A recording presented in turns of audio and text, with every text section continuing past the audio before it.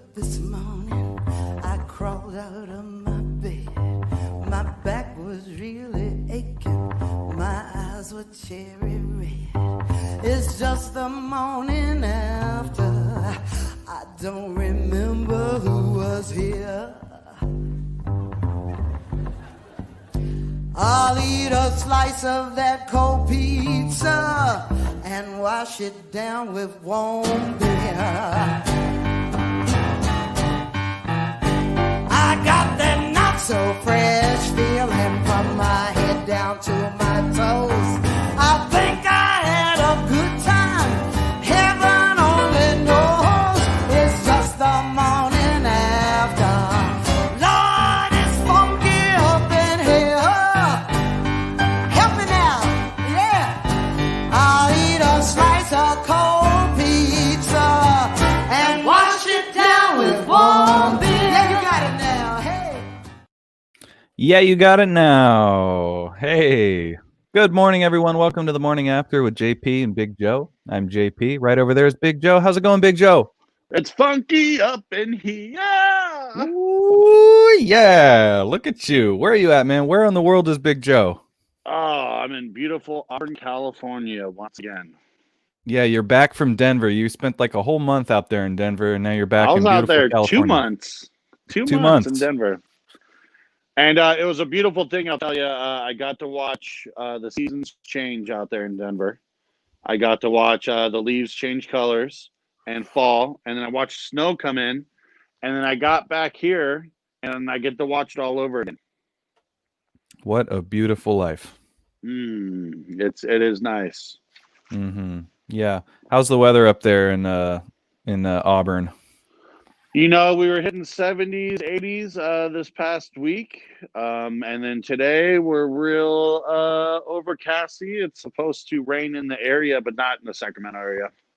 I ask because I know you got a bad back. I have a bad back as well. And I know in the cold you don't do so well. Neither do I. No. So, every day I have to wake up and I drink a cup of coffee. I take my vitamins. I take my ibuprofen, and I have to stretch. If I don't do that, I will pretty much be dead all day. And when I was in Denver, when it snowed, nope, I was just in bed for 2 days. I couldn't. I didn't even want to go out and do anything. Like, I was staying with my brother, and he was like, "Let's go do something." I'm like, "Fuck that." No. Is there a bathtub big enough for you to sort of slide into that you can get warm in? You know what? When I was in Telluride, they had in their bathroom in that beautiful hotel that I was staying at. Mm-hmm. I think, did I broadcast? No, I didn't broadcast from the tub? bathtub. No, I didn't. But it was the first tub I've seen, first tub I could fit into ever, being an adult. Wow. I'm 6'6", you know, and I just can't fit in I can't fit in tubs unless if it's a hot tub, you know. Mm-hmm. And I saw that we got in probably around midnight. I tell you right, and that was the first thing I did was hop in that bathtub. They had they gave us a bag full of bath salts, and I just dumped the whole thing in there. It was like a week's worth, and I just dumped it all in there. I never had bath salts before, you know. So we just got a new tub. We had a long story short, we had a fucked up old tub, and we just got it replaced, so now we can take baths. And so I've been doing that lately, and we've been getting bath bombs. you know of these things? Yeah, that's what I was saying. Those bath bombs or whatever, you know, they get all fuzzy, different colors. Yeah. Well, so there's the salt, which I love. It's like Epsom salt or whatever. Yeah. And you know, put it in the bath, and it makes you feel good or whatever. But then the balls, and they fizz, and then they turn your bath a different color, and then you're having fun. Oh yeah. But holy shit, dude, I forgot how good it feels to take a bath. Like, I don't even remember the last time I took a bath. So it was so, it's so good. So I've been taking one like every day, dude. Yeah. That's awesome. Maybe next week you need to broadcast from the bathtub. From the tub. That might be a good idea. I mean, great for me. I don't know if our viewers will care for that too much. I got a lot of chest hair, you know. That's all right. Yeah. Okay. If you I'm say into so. it. I'm into it. Hey, this is the Morning After with JP and Big Joe. So I mean, what you say 50% goes. Is that what it is? Yes. My paycheck doesn't show 50% though. Wait, you got paid? Yeah. Wait, you're not getting a Remember, paycheck? that's a Street Fighter line. Remember that when the movie Street Fighter? They're all. Do you remember the movie?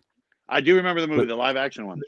Yeah. When the shit hits the fan at the end, and like everybody's like fleeing M. Bison's like fucking fortress or whatever, you know, because like I think M. Bison, it's clear M. Bison's gonna like lose or whatever, and DJ, he's leaving and he says to Zangief, he says something like, I don't get paid enough for this shit, and Zangief's looking at him like, you got paid? And then you find out Zangief never got paid $1 for any of the work he did for M. Bison. And I just went on a big Street Fighter the movie story there. I remember when that came out, that was dope. I don't know if it still holds up today. No, I think that's the thing, is that it doesn't hold up today. A lot of people look at it and laugh and sort of cringe. But I remember when I was a kid, I thought it was fucking sick. Yeah, no, that was those fighting movies were great. Those video game fighting movies too. Like you had the Ninja Turtles. You had that. Mortal you had Kombat. Mortal Kombat. Mm-hmm. Mm-hmm. You know, I remember I punched my brother in the face on accident after seeing Mortal Kombat because we're karateing him. I always ended up hurting my little brother. Yeah, we always play fought, and I always ended up hurting him pretty bad and got in a lot of trouble for it. Did you play a lot of Mortal Kombat when you were young? I did. I remember. I think it was on the PlayStation when Mortal Kombat 3 came out. I think that's what it was. Trilogy, Mortal Kombat trilogy. There you go. So, and then, Yeah. dude, Johnny Cage was my guy.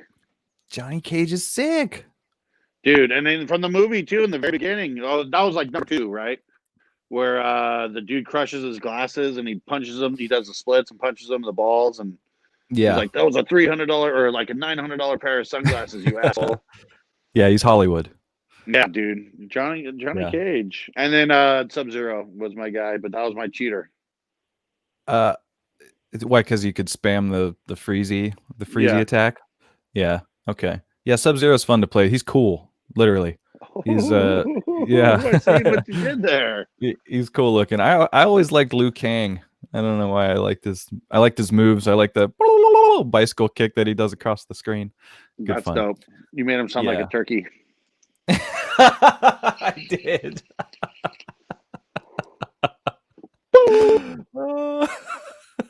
You know, before we if we ever do decide to move on from Mortal Kombat video game talk, another great fighter that was my favorite but a different franchise from Tekken was Eddie Gordo. Okay, I'll admit, I don't know much about the Tekken franchise. Pretty much Gordo? the same damn thing. Eddie Gordo. He was this I want to say he was maybe Jamaican, but he had the dance fighting style, and it was always a break dance. He's Brazilian. Brazilian. There you go. He must be, because you're talking about capoeira, which is like that sort of, which is what Bob's Burgers refers to as sexy dance fighting. Yeah, I remember that one. Yeah. Yeah, Brazil. There you go. Yeah, and he's got the Brazil colors there. It's been a long time since I played. This kind of reminds me of the character DJ from Street Fighter. He's not Brazilian, he's Jamaican, which might have been what you confused him with. And then he has the green and yellow colors, and he's got long hair just like that. I think you might have been mixing the two up. Yeah, I fuck him up sometimes. Eddie Gordo, look at him here. He's like he's all slick here. He's all Gambit styly.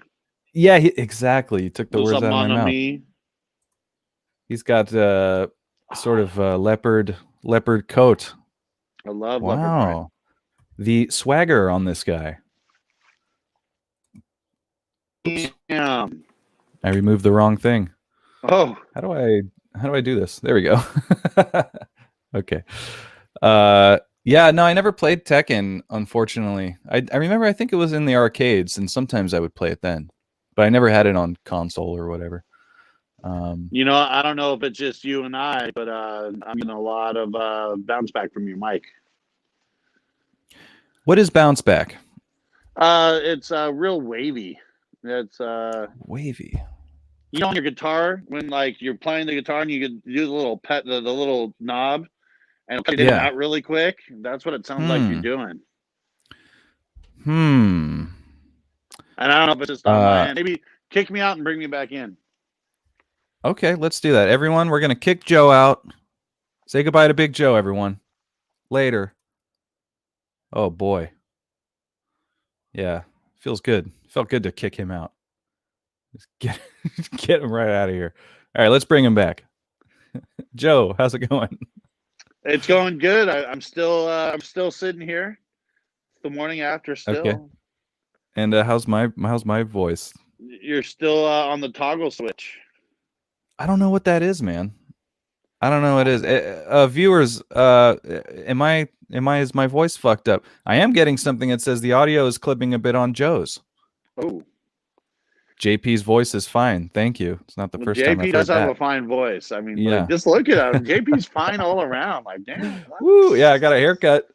Yeah, I went to not Sports Clips. I went to Phantasmic Sam's. Gotta love Sam. I'm gonna sign out. I'm gonna come back in. All right. Okay. All right. I'll be right back. I love you. Yeah, please hurry. Yeah. Okay. Yeah. He knows I hate when I'm by myself. Here I am. But let's talk to the viewers. Jay Bryan, he says, dude, baths rule. I fucking agree.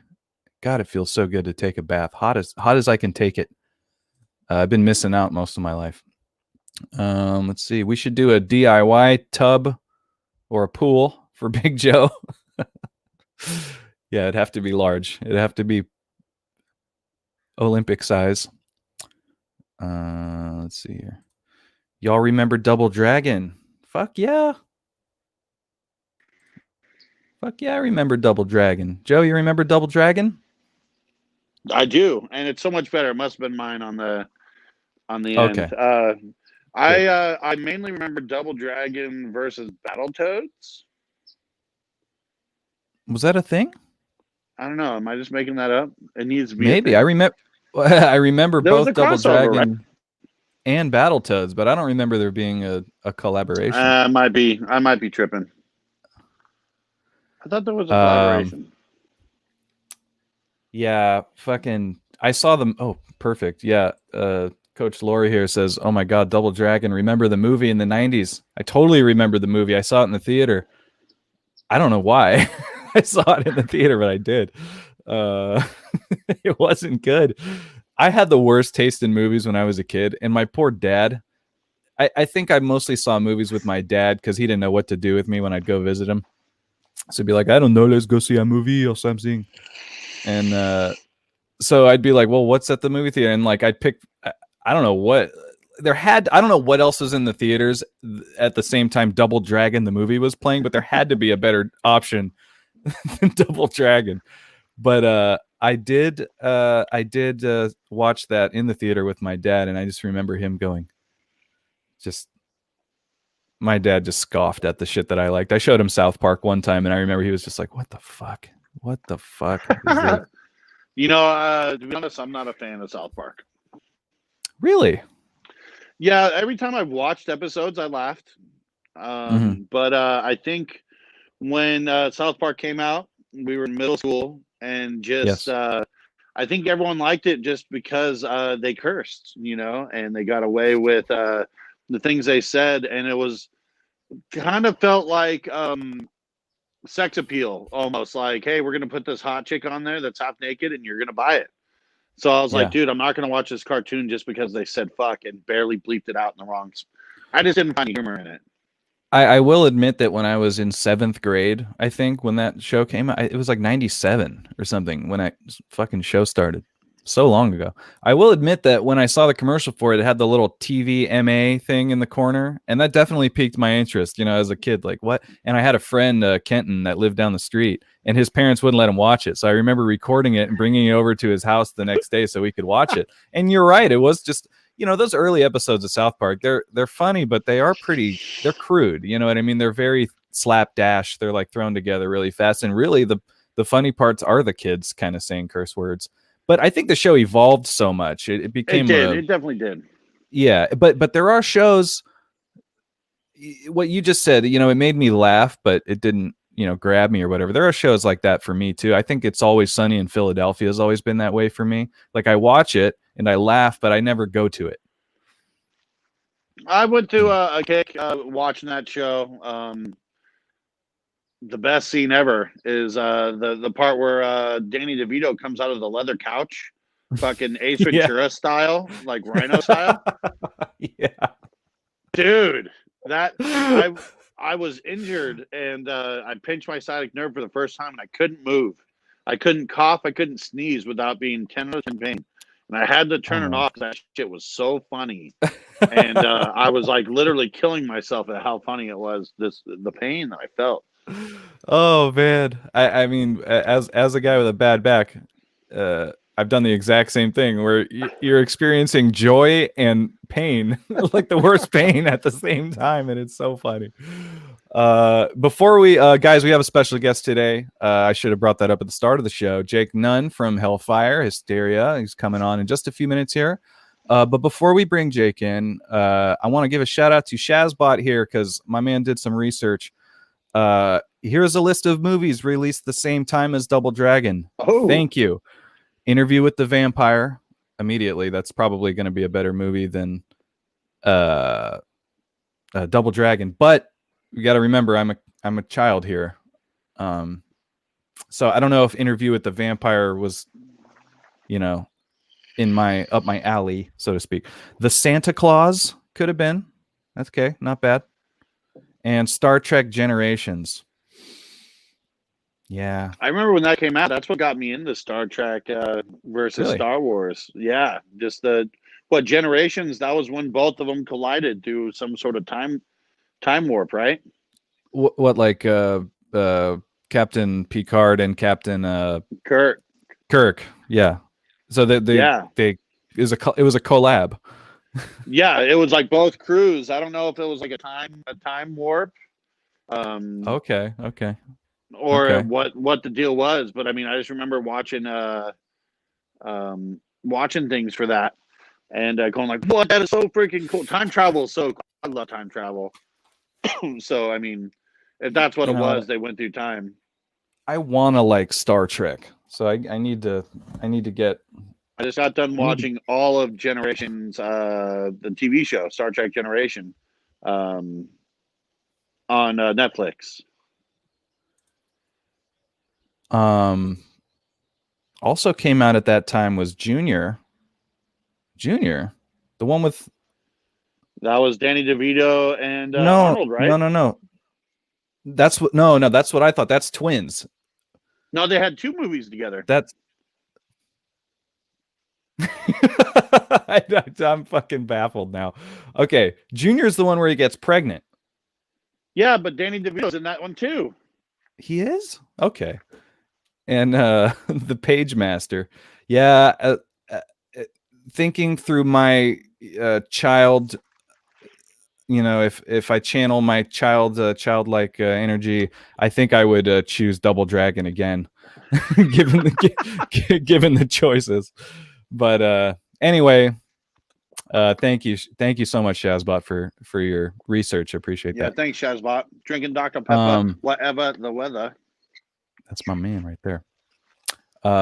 Okay, what do you say we bring in our special guest? Let's do it. Need your permission, Joe. Remember, this is a 50-50 deal. You got paid? Now let's bring him in. Come on down. Yeah, come on down, guys. We got Jake Nunn on the show. He's from HELL FIRE. He's from HYSTERIA. He's been grinding away at the Bay Area metal scene, just like all of us, for quite some time now. Big fan, myself. So let's bring the man in. Jake Nunn, how you doing, buddy? Yo, what up, dudes? Yes, welcome to the show.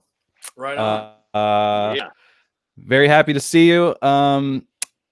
First off, glad you're around. Glad you didn't pick up any weird viruses when you were out on tour earlier in the year.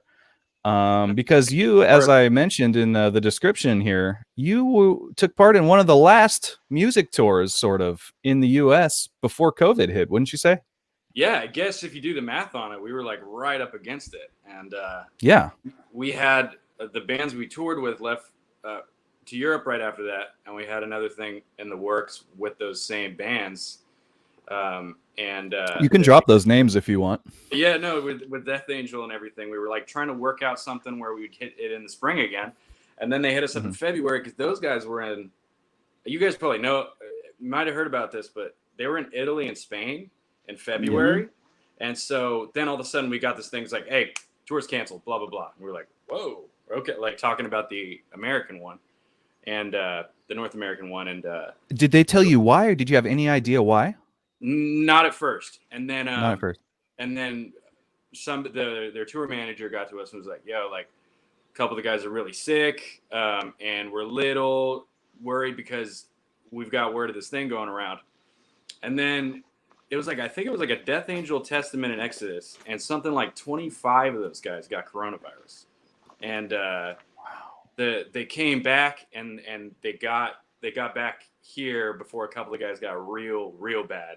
And since that was like an early deal, everybody's like, whoa, what the fuck? Like Will got real sick, dude. That was a crazy ass story. And we were like, oh my God.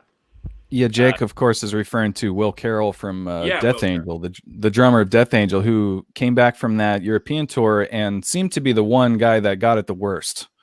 But you're telling me around maybe 25 people came back with it. Is that right? Dude, I don't know the exact number, but I know everybody from all the bands touring, at least a couple guys got it, and then a bunch of the crew got it that we just knew. So I think like in the whole like spectrum of things, I don't know what the exact number is, but I know basically all Death Angel got it. I think Gary got it, Gary Holt, and a couple of those guys. We were just following it like, oh my God, dude. And then we kind of had an early kind of awakening of, oh yeah, like it's pretty serious. Something's going on here. And then we watched Italy kind of get super fucked up. And then we had a tour planned starting in May, with this Italian band, Titus. And he hits me up 2.5 weeks and he's like, hey, I saw like some of you guys in the Bay Area, like out at a bar. And we were like, yeah, I see some crazy shit's going on over there. He's like, yeah, 2 weeks ago we were doing the same shit and now our whole country's fucked. So you guys having like, some, you know what I mean? He's like, you guys might want to watch your like bar and public, public activity here, because it's going to get nasty. And we're like, okay. And this is like about the time that people started to get real eyes on it. And like a week or so later is when that Princess cruise landed in the port of Oakland. And we were just like, I don't know what's going to happen. And then of course the rest is like, we canceled everything. As everybody did in March. And, since then we were kind of hunkered down, and we still have no idea when we can reschedule that shit, as I'm sure you guys are aware. Like, I don't know, Violation Wound probably had some stuff coming up as well. We had stuff, and we always write. We try to keep recording an album once a year. Yeah, that's kind of like our thing, and we just haven't. We just today actually started talking about getting together. I'm in another band that we were supposed to get together today and practice, and it got canceled because one of the guitar player's kids went to school with somebody who got it. Yeah, that's crazy. So we're shutting down on it and all that fun stuff. That's so gnarly. I mean, and at this point too, it's like, what are we like 7? We're like 8 months in to the whole deal. So it's like it's kind of crazy to watch and then remember the early stages of it where everybody was like, oh fuck, what is this?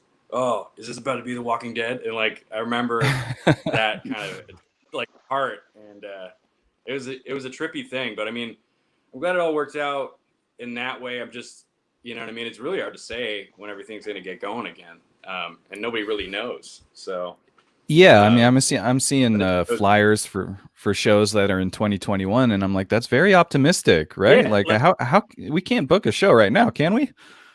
Yeah, I mean, like, I guess you could put something on the books just optimistically, but I don't know about fucking like going like, all right, we'll see you guys in August. It's like Yeah.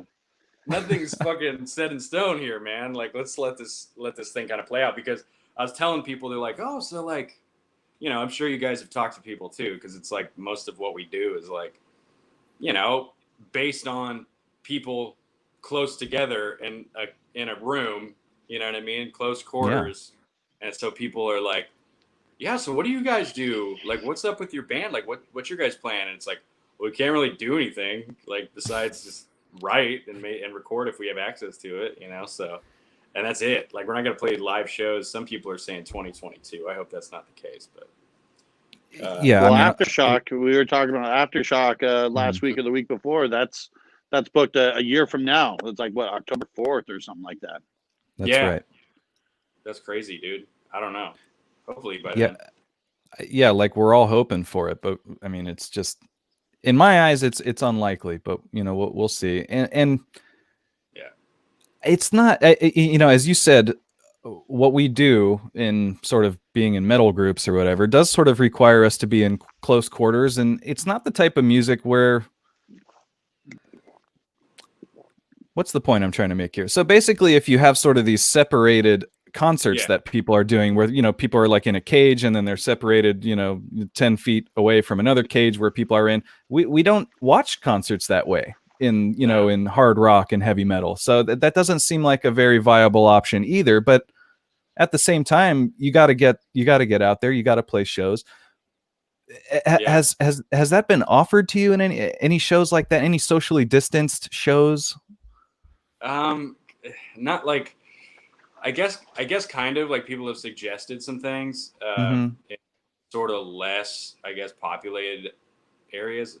Like I've heard some things where it's like, hey man, like backyard shows or whatever. And I'm like, yeah, I mean, I'd love to, but I mean, there's no real way to like have any of it work. Like, and when people are like, oh, your band, like, why, you know, I mean, can't you, well, what's up with your your shows? Can't you do like social distancing show? Can't you do blah blah blah?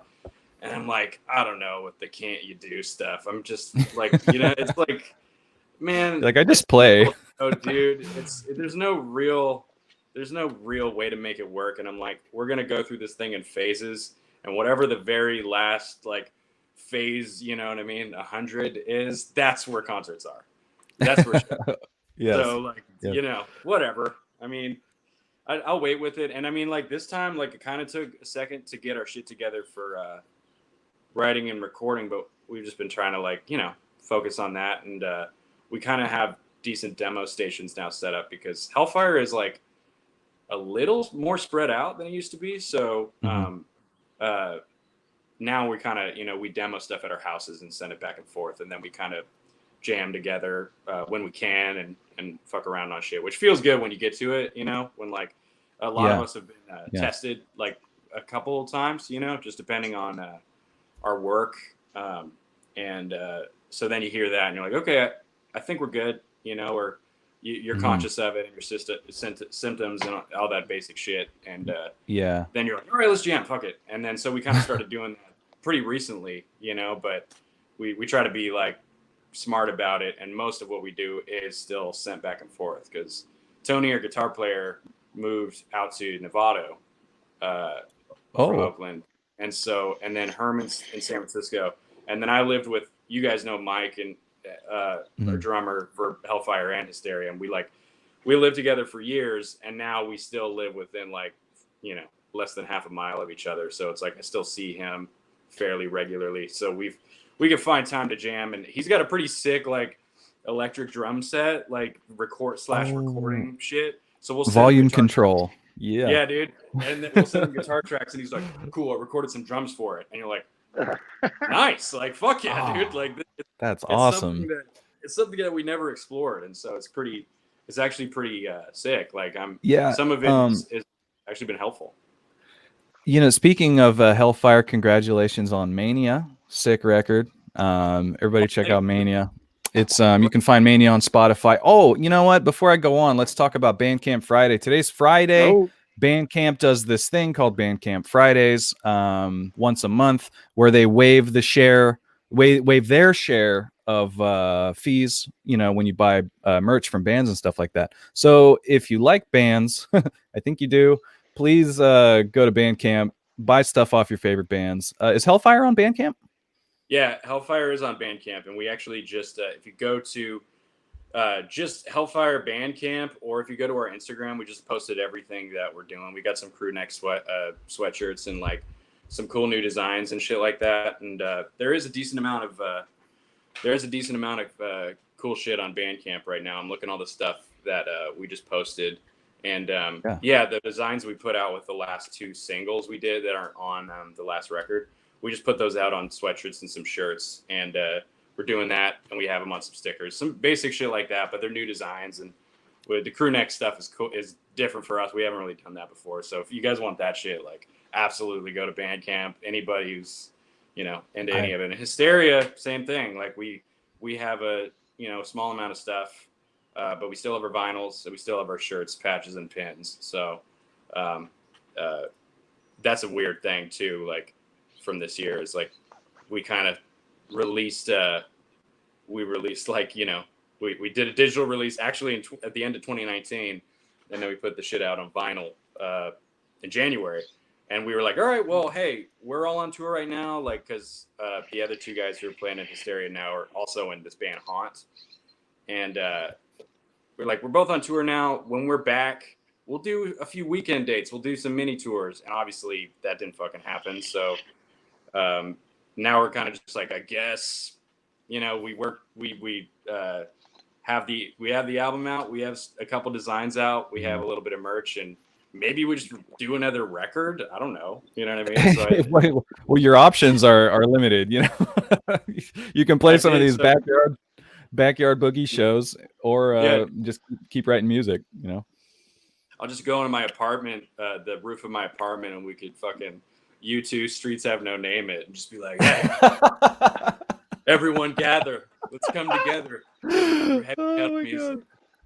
So Jake, let's go back. Let's take it back in time. I was just thinking about the days earlier. I was like, let's go back to a simpler time. You're from the Antioch area, correct? Yeah, I grew up in Brentwood, California, which is it's like assimilated now, kind of like at the very, very, very edge of I guess what you'd consider the Bay Area before it turns into San Joaquin. Like, the Delta, and then it kind of goes off into the Central Valley one direction and whatever. So it's just a big ag community. Me and Mike grew up there, and my whole family's from there. And like, it's just, it was the middle of fucking nowhere for a long time. And now I think it's like basic town, like 60,000 people or whatever. And back then it was kind of nothing. And I lived in Antioch too for a while, and you met Mike out there, you said?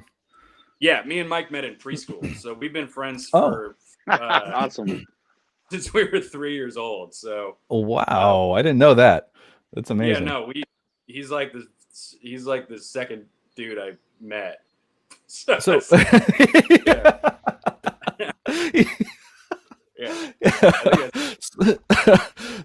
correct. So were you guys in bands before you guys started jamming together, or you guys started your musical journey together? More or less. I mean, Mike, he's like so we were both like I think I got my first guitar like around 5th grade, because I started on piano when I was 5, but I was always like, yo, like, let's make the guitar thing happen. Like, that was my number 1. But, kind of looking back on it, I sort of agree with it. But my mom back then was like, why don't you start with piano? And then why don't we just, like, if you like it, in a few years, like, we'll do the guitar thing. Why don't you hold off on the guitar thing until you're, like, 10? And I was interesting. Like, that seems like a long time for a kindergartner. But, I was yeah. Like, well, let's ride this out or whatever. Is she like, let's start him off with a less annoying instrument, before we give him something loud?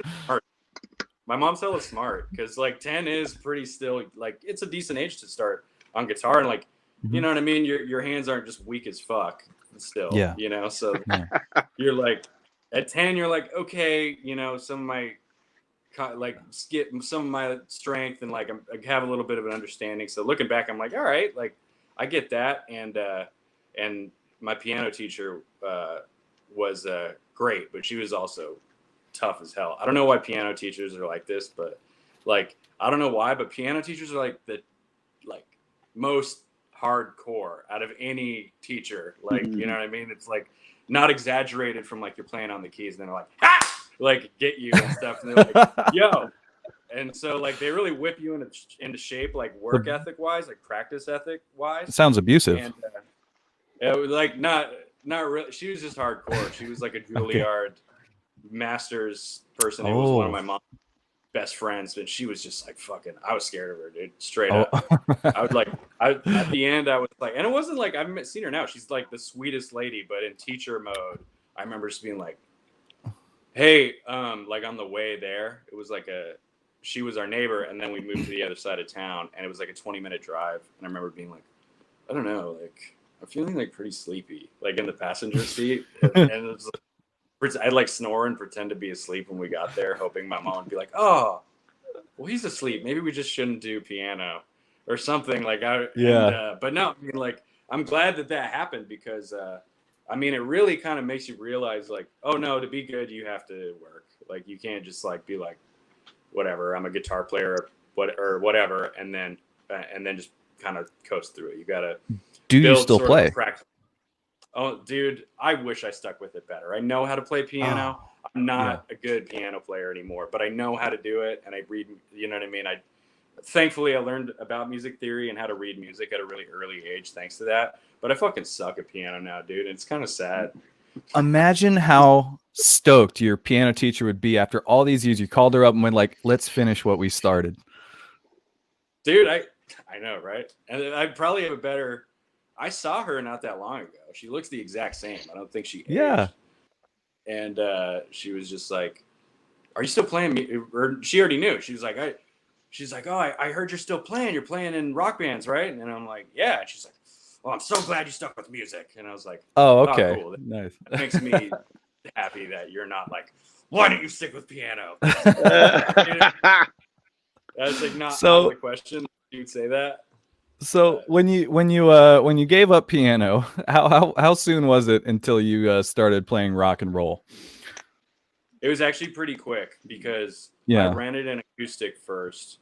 I would recommend the steps I took to learn guitar. Looking back, because I remember I wanted an electric guitar first, and I was like, I was like, just give me like, I just want like, even if it's like the shittiest ripoff ever, just give me. I want a Les Paul, even if you find one that's like $90 and it's a piece of shit. I just want to play a Les Paul. And then it was like, why don't you play some acoustic, see how you like it. And if you like it after a while, then, like we'll get an electric. And that's the way I did it. And looking back, I'm like, man, I recommend that way to everybody. Because if you're playing the steel strings or whatever first, and you learn for the first 6 to 8 months like that, and then you jump over to electric, I feel like you have such better head start. But so for learning purposes, you think it's a better route to go acoustic first?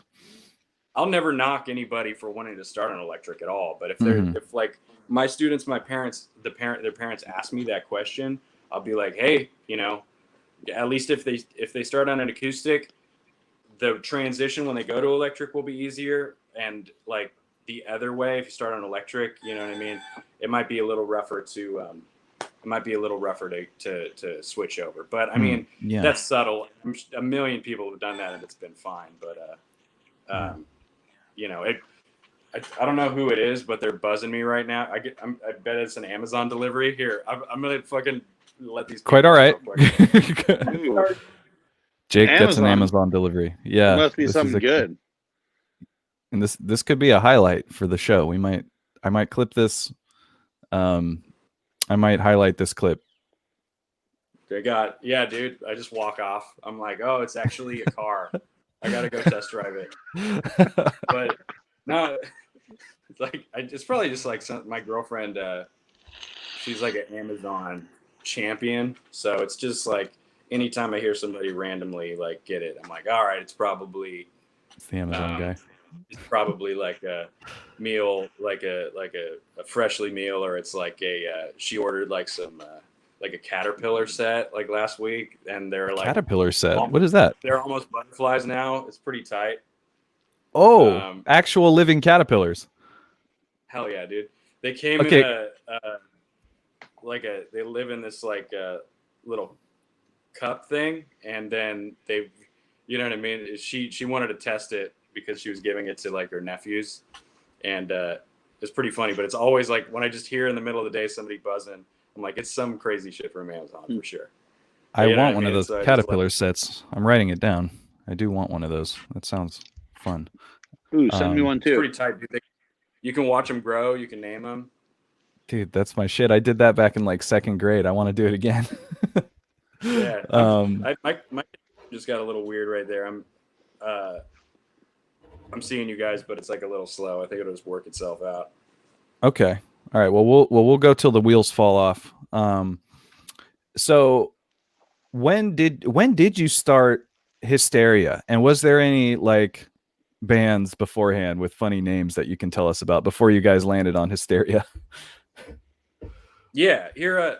I almost wonder what I can do if I re-enter. Oh no, there you guys are. Oh, guess Hey! who's back again. Were you able to hear my question?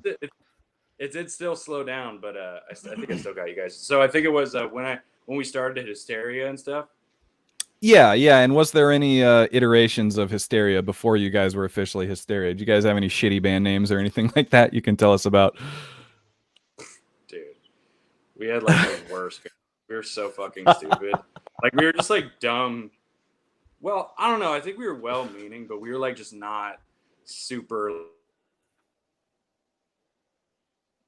Oh, Jake, you're cutting out. Jake. Okay. Can you guys hear me? I can hear you. Your face is frozen, but we can hear you. That's how he looks, it's man. Or not. Don't shame him. It's a live show. He was born that way. Oh, there he is. Something's Hey, weird Jake. on my. Sorry about that. Oh, Okay. I can kind of too.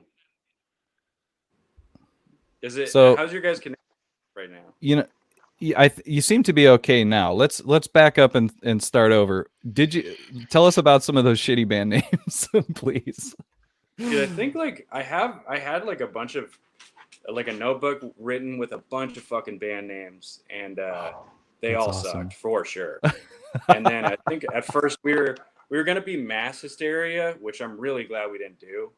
Okay. And we went with Hysteria because in the beginning Mike wasn't actually the drummer, because we started the band in like 7th grade, I want to say. What year was that, by the way? 7th grade. I graduated high school in 2007, so I guess 7th grade must have been 2002 or something. Okay. Mm-hmm. And so then we started it up, and there was this kid I went to junior high with, and it was me, him as the drummer, and bass player was my buddy Andy, who was my neighbor I hung out with all the time in the beginning. That quickly, like, you know what I mean? Like that was like something that was like very short-lived, and then I think by the time we got to high school, that shit just fell apart hard. And then Mike joined because Mike was a pretty sick percussionist, like, because we both were in band. I played saxophone in 5th grade in the band, and Mike was the percussionist. He played snare drum, and he was the kid who got to. It was actually pretty sick. He was the kid that got to hold the big ass bass drum and dung dung dung dung. Dung. You know what I'm talking about? Oh yeah, jealous of that dude. It's fucking sick, dude. And then like percussion back then, you could play the tuba sometimes. So I think he like tried to do that. He would just fuck around with it all the time. And then I was in jazz band all the way through junior high, so we had access to instruments, which was kind of important. And we get there, we'd stay after, or we come in at lunchtime, and we just fuck around on guitar and drums or whatever. And so that was kind of cool. And by the time freshman year came around, our drummer, it was clear that I wasn't going to work out with him. And we were 5-piece back then. We had me, our other buddy on guitar and bass, and a singer who was a senior when we were all freshmen. and that was relatively short-lived too. But I feel like when you're like a kid, like you really cycle through like band members. Yeah. At least we did, you know. So there was you had someone on vocals. It wasn't you. Yeah, no, it wasn't me at first. It was our buddy. Wow. Anthony. He was 4 years older than us, and so at what point did he realize? When did he realize he was the second best singer in the band? Well, I don't know. I think it was more like it was like kind of like this weird thing where he was going to graduate, and we did. This is like I think around the time that I met you guys and like you and Josh in Fog of War. And then like I met you and Nick a little time late, like pretty soon after that, maybe like a year after that. And dude, it was just like the early days are so like, oh, my neighbor has a studio built in his garage. He used to record Tesla. We would like go over there, and then we're like recording and we suck, and we like don't record to a click, and we barely know what we're doing, and like. Somebody spills something and it fucks his shit up, and he's like had to politely be like, hey kids, like you can't come in and use my studio anymore, and blah, blah, blah. Get the fuck out. And then we were like all right, well, fair enough. And then by the time we did get into it, I remember like having real dramatic departures from the band in high school, and then our singer kind of like it just didn't really work out. And this is all in high school. So the funny thing that happened was we got into this battle of the bands at Slim's, which was a big thing back then because high school kid bands playing at Slim's from all the surrounding counties. So it'd be like, you know, Vacaville, Fairfield, Brentwood, because San Francisco back then was like just like a trek, and it was like, we're gonna go to San Francisco because there was no freeway that came out to Brentwood back then.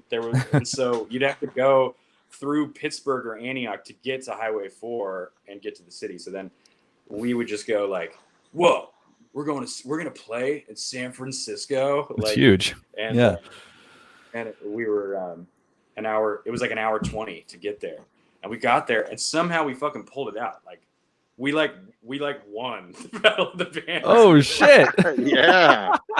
What? There's like 50 something bands, and they announced the winner, and we had all gone home because we're like, we have school tomorrow, and they're gonna announce the winner at like 1 or something. And one of our guys stayed, and he called us. He's like, "You guys, we won, and only 2 of us were here to celebrate." And I was like, "What?" And we got 16 hours of recording time with this dude in Market in San Francisco, and man, we recorded fucking 10. I don't know how we did this to this day.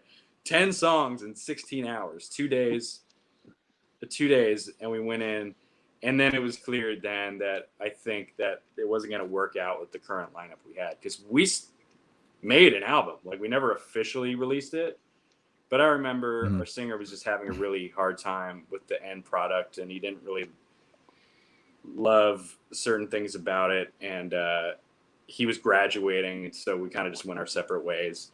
And I sang one song on that, and sort of through that style is where we kind of continued, because he was more of like dude, at that Slim show, he came out fucking so hot. Like it was just like, he fucking nailed it at that performance. And after that, I think he was kind of like unsure what direction he wanted to go musically. So we sort of parted ways, and he was a lot older than us. He was going to go to college, and we were just like fucking, you know what I mean? When you're 14 compared to somebody who's 19, you're just kind of like, all right, Dad.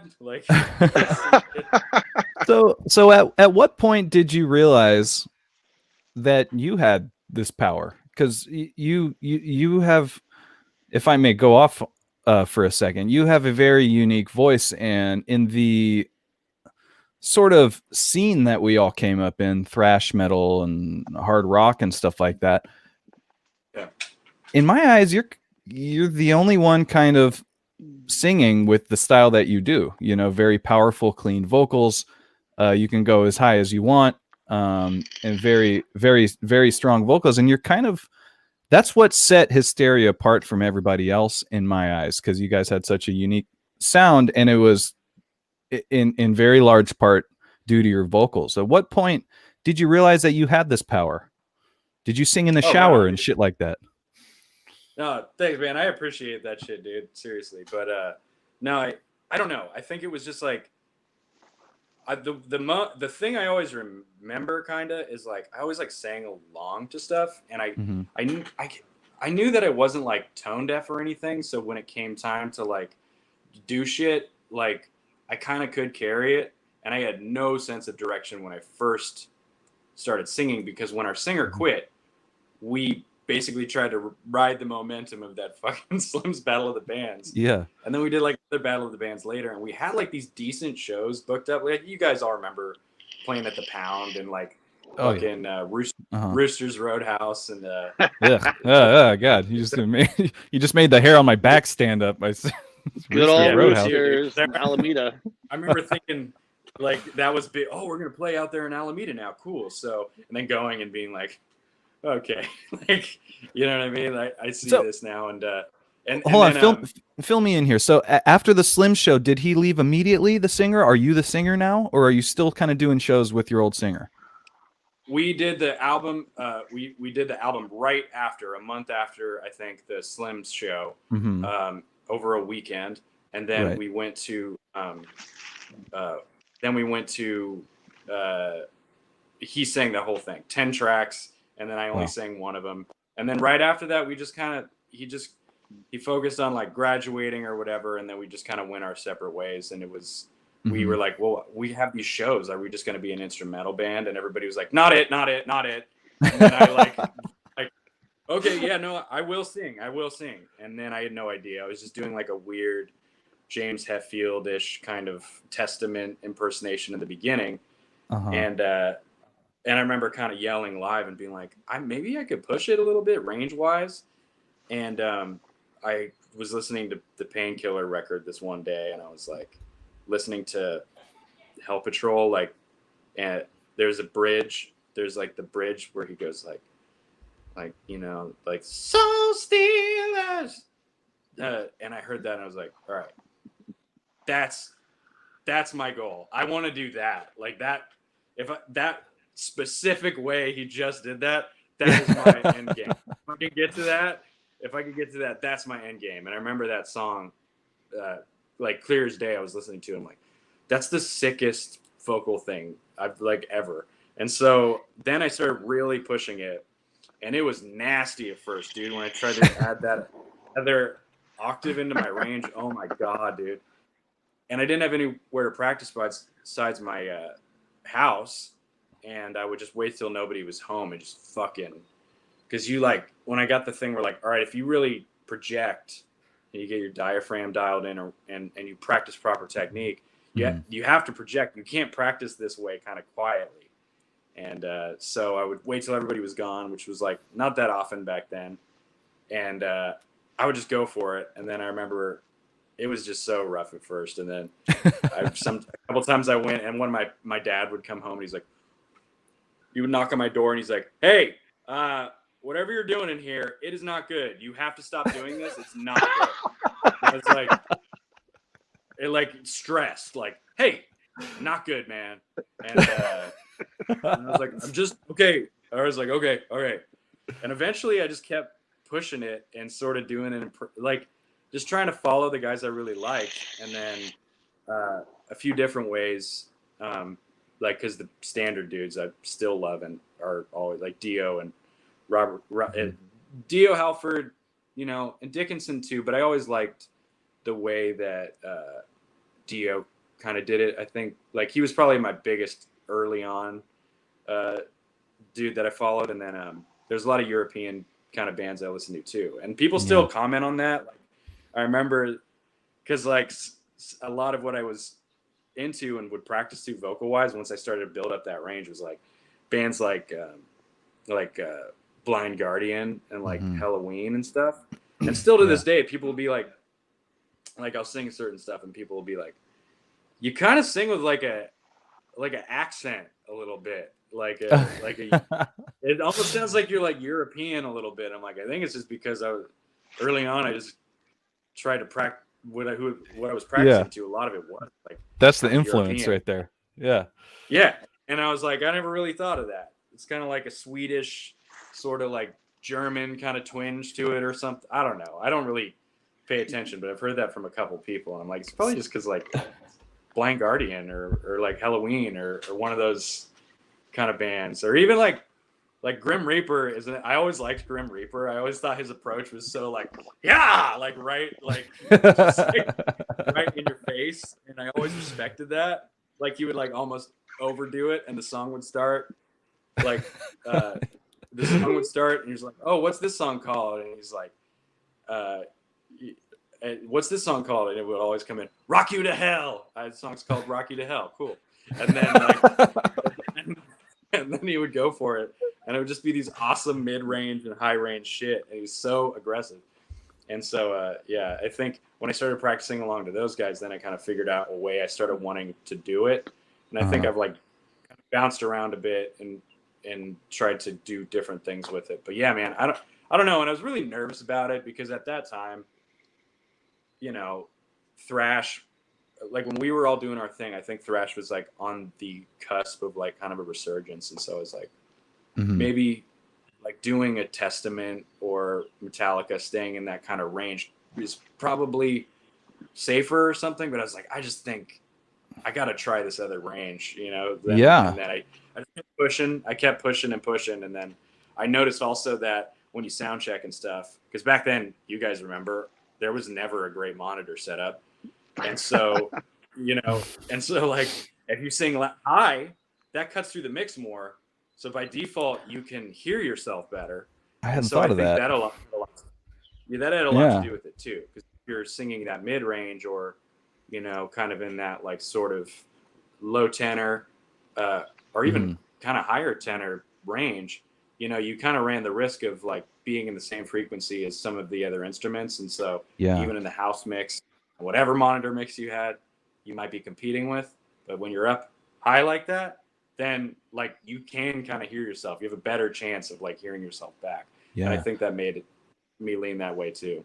Well, and I'm glad you did because, you know, that's sort of the point that I was making is that you guys were able to really set yourselves apart and really do something unique. And as I said, that's due in very large part to your vocals. So I think you made the right call. Oh, right on.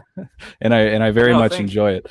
So you're the singer of Hysteria now. You guys got sort of a lineup settled, doing shows around the Red House and the East Bay and stuff like that. Yeah, dude. Couple albums. And then at some point, half the band joins Hellfire. So what happened? Okay, so I don't want to gloss over Hysteria's career because you guys have some incredible records. I don't know if people are aware of this, but they need to get on your Bandcamp and check out the back catalog because Hysteria Hysteria was grinding, like really grinding, just like the rest of us around the Bay Area scene, playing all sorts of shows, some of them big, some of them small because, you know, I was there. Usually the small shows had Zombie Holocaust on the bill. You guys had a lot of big shows though too. I think it was like the rate of, you know, you guys had a lot of sick ones because I think maybe the first time I met you and Nick was at one of your shows, and I was like, this is sick, dude. And they like that was always a shock to everybody. Is like, I remember when we met Fog of War, and I was like, why do these guys have 3 guitar players? And then someone was like, no, they don't have 3 guitar players. We're just far away from the stage, and their bass player's 6'6", so it looks like a guitar. And I was like, oh, okay, got it. And then my God. And also the way you played was super active. So like, and then I was like, oh no, because I could see your fingers moving. But then I was like, from that distance or whatever, I remember coming in and being like, whoa. But yeah, no, like it was that way. And I think all of us, because you guys were based originally out of Castro Valley, right? ZH. Yeah. Yep. Okay. And then Fog of War was Benicia and we were Brentwood. So I think we were like a similar situation where we were like outside, you know, areas of our counties, but there was a bit of a little niche for all of us for whatever reason back then. Like, people were open to going to shows. So every time I played with Fog of War over in your hood, I'd be like, whoa, like surprised at like how sick it was. And I think when we got you guys to Brentwood too, it was like I remember talking to you guys and be like, whoa, Brentwood, huh? Because we had a couple venues where everybody from our high school would just go there after school. And so it'd be like a fucking show with like 400 or 500 kids. Oh my And God. It was so, like, nuts. I remember that show. dude. Yeah. It was and at a you church. guys played. Yes, exactly, dude. It was They like made us sign a some- contract saying that we weren't going to say anything blasphemous or anything like that. And I think what they we used to signed do. it with somebody else's name because Oh no. yeah, we didn't. We made a joke of it. Wait, so you signed it? You Yeah. forged it? Did you I forge can't it because remember you what it didn't want was. you didn't want to lie to God? You know what? No, it That's- was it. We didn't have any blasphemy except for we had one part where we sang about hell and that was it. And we're like, no, we're gonna do it. We're gonna curse and we're gonna say metal will fuck you in hell. And, You edgy fuckers. Yeah. Edgy. To follow Well, up, it was- everybody signed that paper. They never followed up, dude. Gnarly shit happened. You know what I mean? And I think it was like, I think the trade-off was like, you could just go do whatever. They're not going to do shit and then at the end of the day, they didn't pay any of the bands jack shit. They would charge like $7 to $10 there for a while. And like I said, there'd be like 500 kids sometimes that came to those shows. So it's like, you figure $5,000 and then we're just idiot kids. And they'd be like, all right, guys, like here's $300. And we're like, yes! All right. Like, gimme. man, like we're rich now. Like I remember So walk me through this process here. As I said, you know, you're in Hysteria. You guys are grinding. You're doing shows, and then just out of nowhere, you and Mike join Hellfire. And what happened there? Because Hellfire was an existing band. I think they had an album maybe or two before you guys showed up. they had it. Yeah. What led to that? Because it was very sudden. All of a sudden, I didn't hear anything about Hysteria for a minute, and Jake and Mike were in Hellfire. What happened? Yeah. I mean, it's funny that you say that because that's almost the way it was for me. Like, it's like we went really hard with Hysteria. And I remember at some point, we had a bunch of different lineups. Like, I think a couple different times we had a pretty solid quartet. And I remember when we ended high school, or like when in high school, we had the four of us. It was me, Mike, Vince, and Vin, if you guys remember those guys. And that kind of disbanded pretty soon after high school. We had a couple different guitar players, a couple different bass players. We went through a bunch of members. And then we had another pretty solid lineup with dude, like we were like pretty lucky with having all the sick players that we had. And then we kind of kept trucking through it. And a couple years went by. And I think about 2012, we sort of hit this point where we're like, all right, guys, like, how are we approaching this? And I mean, to Mike's credit and kind of all of our credit, like, we went through so many different lineups, but it was always me and Mike. And at one point he was going to San Francisco State and I was living in Antioch, and we were still jamming, and it just got increasingly harder to keep a quartet sort of on the same page. And every time we lost somebody, I'd have to go through and show them all the old material. And you guys probably know how that is, but Yeah, it's like, pain in the ass. Yeah, I kind of have to. You just keep pressing the reset button. And 2012 is where I was kind of like, okay, what do we do? We put out a record that's self-titled that we only printed like 250, 300 CD, like physical CD copies for. And I want to say, aside from a couple of those making like a MySpace or a Reverb Nation page, that we sold out of that, and that album's essentially forgotten. Like, only a few people I know still have that. And it was like our first demo from like one of our demos from 07 is the same way. Like, a few people have that. It's like a 6 song demo we had, and then the full length was 11. And we really tried. I mean, we were financing everything ourselves, and we were broke as fuck. Mike was a college student. I was just bouncing from job to job, and sometimes working 2 or 3 jobs, and we were just throwing money at it, and we felt weird getting new members and being like, all right, we need $700 for this, or we need whatever. And it just got really hard. And I think the last kind of hurrah we sort of were doing then was 2013. We went on this tour with Jason Newsted. At the time, he had his band called Newsted. That was this kind of it was his solo project, and he put together a band that was the guitar player from Stained. It was him, the guitar player from Stained, Mike Mashak or whatever, and 2 guys from Fresno, and dude, that was kind of, I remember going into that and being like, okay, well, this is like let's see where this takes us, because this will be a real good litmus test on like where our band is, and if we can add to this, then maybe we're in a good spot. And we did that. That was about 2013. We made a 4-song demo, a 4-song EP then, maybe like 2012 around there. And I remember just going and playing those songs. And at that point, even those songs were old, because we were resetting, you know what I mean? Like we had to keep pressing the reset button. And then it was like a year or so after that, we lost, because our lineup then I felt really good about. And we lost our guitar player, Brandon. We had a bass player, Charlie, and those guys were awesome in our band, dude. Like, fucking Brandon was, we got him first as like a kid. He's like 3 or 4 years younger than us. And so we were like 21, 22, and he was 18. And from the time we got him, he became fucking sick on guitar for that like period of time.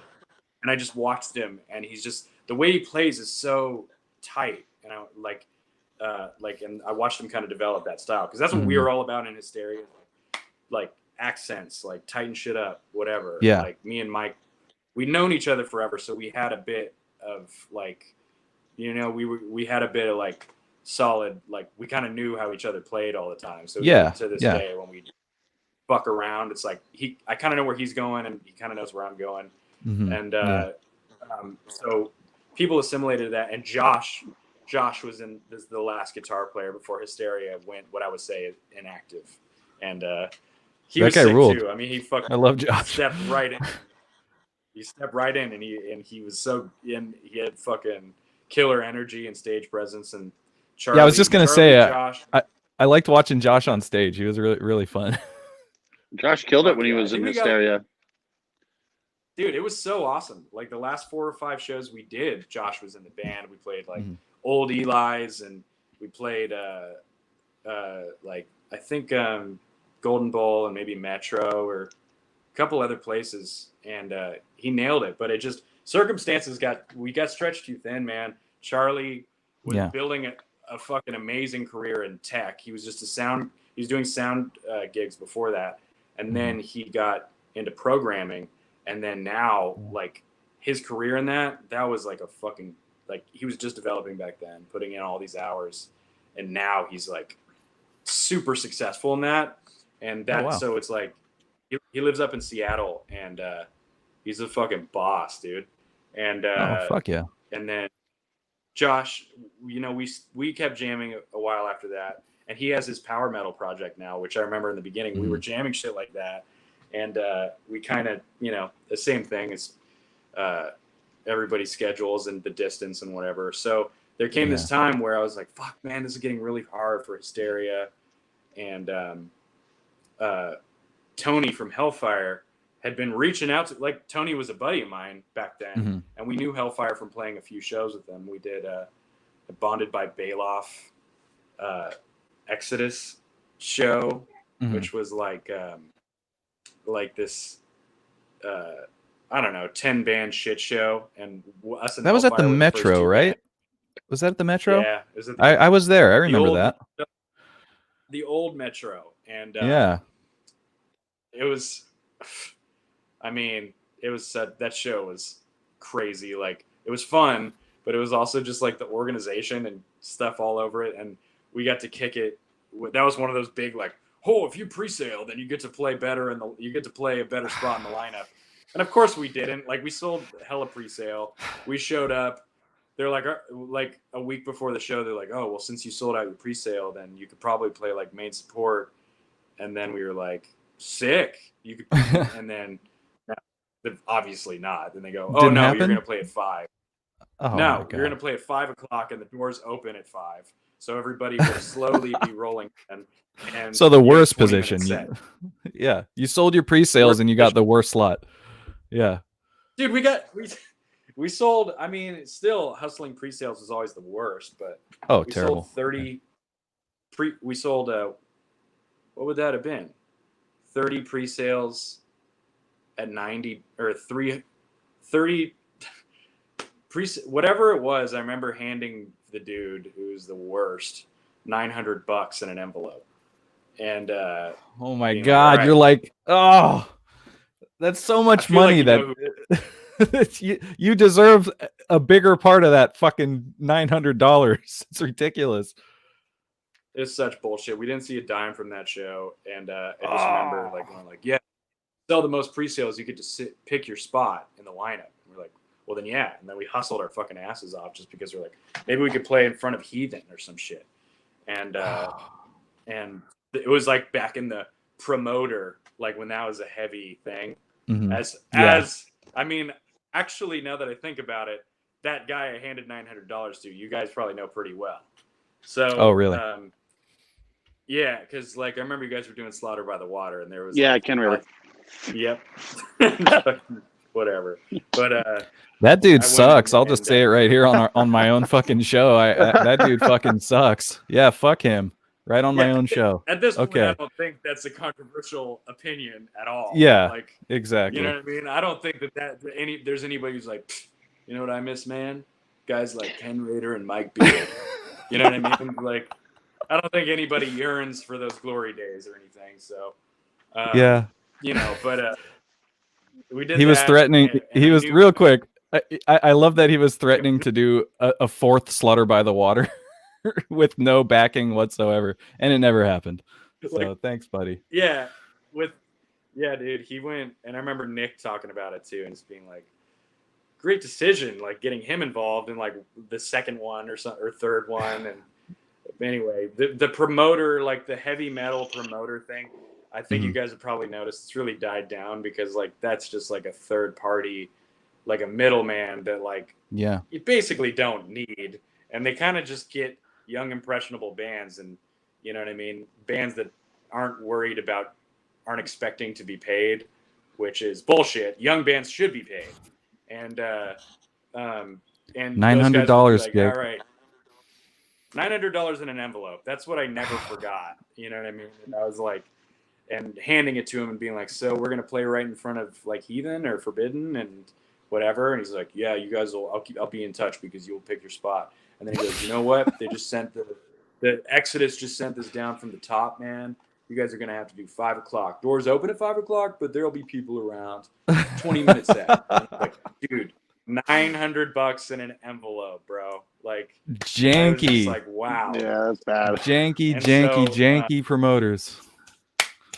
And us and Hellfire were right at the beginning, and I already knew Tony, the guitar player, pretty well.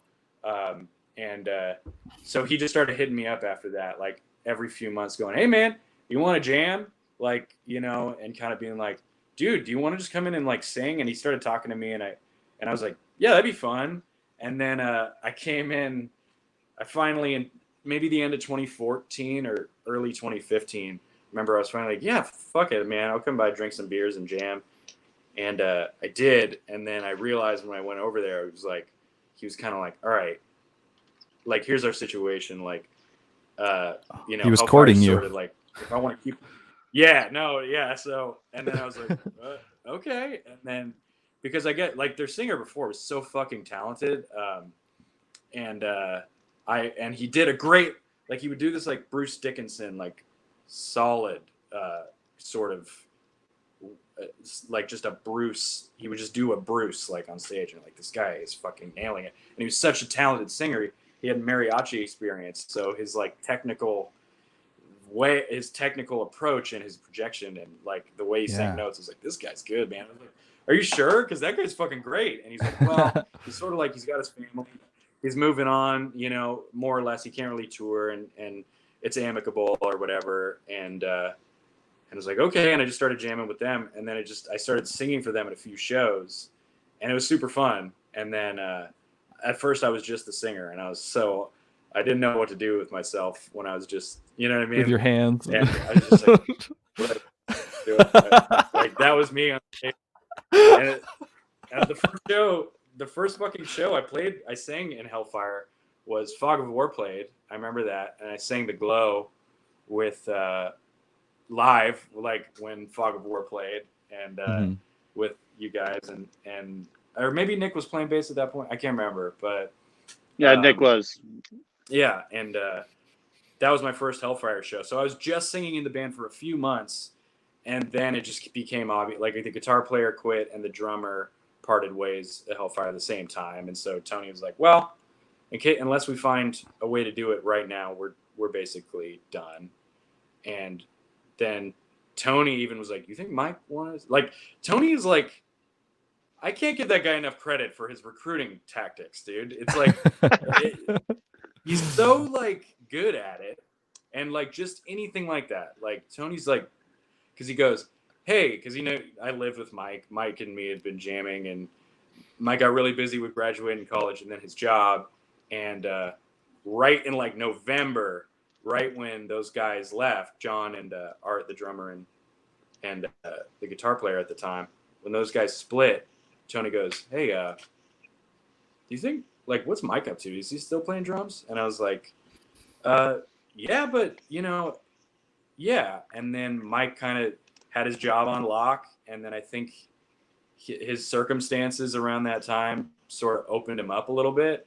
And I mentioned it to him. He's like, yeah, I could jam. I could come jam. And then we went to the bar. I remember it was me, Mike, and Tony. And then I went and I was like, all right, I'll get you guys some beers. And I came back, and Tony's just full pitch. Like by the time I got back from getting the beers and getting Mike stoked, and I can tell like he didn't, because before that it was really a lot of like, you think Mike will do it? And I was like, you think he's interested in jamming? And I was like, yeah. And then by the time that night when we all hung out, Tony's like, yeah, dude, like just kind of laying it out there for Mike, and Mike, and then it kind of worked. Like Mike stepped in. We booked a show a couple months later. He learned some of the material, but we started writing in a different way. So then Mike stepped into that easier. Our first show was like a beer week event that was fucking amazing at Amnesia. Oh. But and we managed to put out a record right after that too.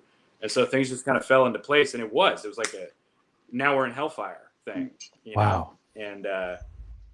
And it just kind of came together, and then we were able in that time to kind of catch some momentum, because Mike's as a drummer and a work ethic and practicing wise, I mean, he's a monster. Like he just kind of like clicks into stuff. He adapts so quickly, and so after that, we started like really starting to pick up some steam. And yeah, absolutely. I mean, you guys hit the ground running. Like straight up when you joined, I mean, you guys were off to the races. It seemed like there was all sorts of new material, new merch and stuff like that. You guys put a record out. You guys went on tour.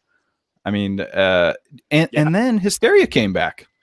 Yeah, well, no, I wouldn't say came back. It's not like you guys really went away, but do you think do you think the reunion with, or not the reunion? Do you think the collaboration or whatever, you joining Hellfire, do you think that sort of re-sparked Hysteria? Do you think Hysteria would have came back, I guess, if you guys hadn't joined Hellfire? Well, it's weird. Indirectly, yeah, because I really like the Hysteria record, and like kind of like the Hysteria becoming active again, was sort of like, you know, in my head, it was like Hysteria. Sure, it like basically was inactive from 2014 to when we just in 2019. There was like pretty solid hiatus, and indirectly, yeah, doing Hellfire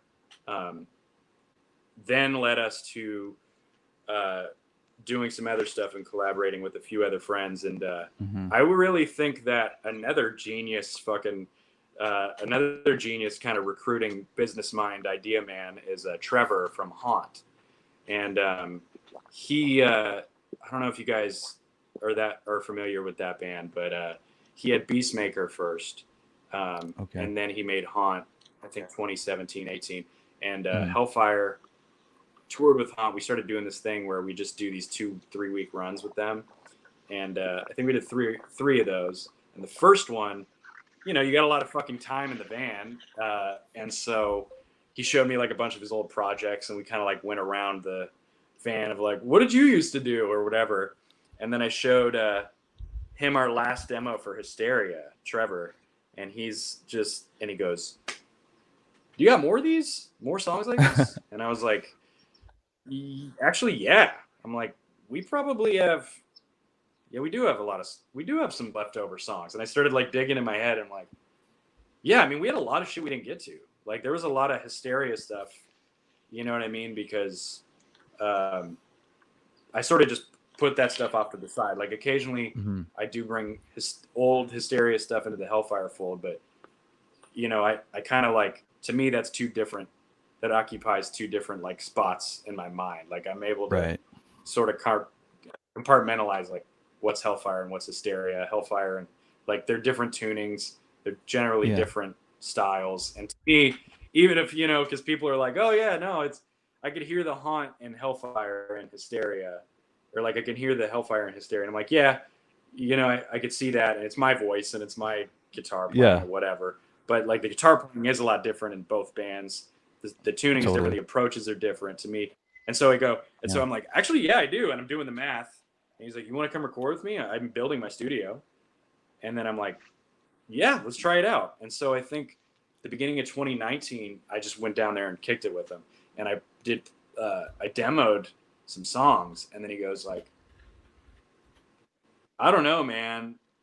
I like this. You want to put out something? And then I was like, sure. And he's like, how many songs do you got? And I started tallying them up. I'm like, enough for about 3 records. And he was like, oh, okay. And he was like, well, let's do one.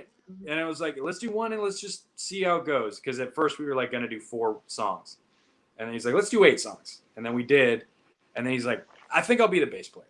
I was like, okay.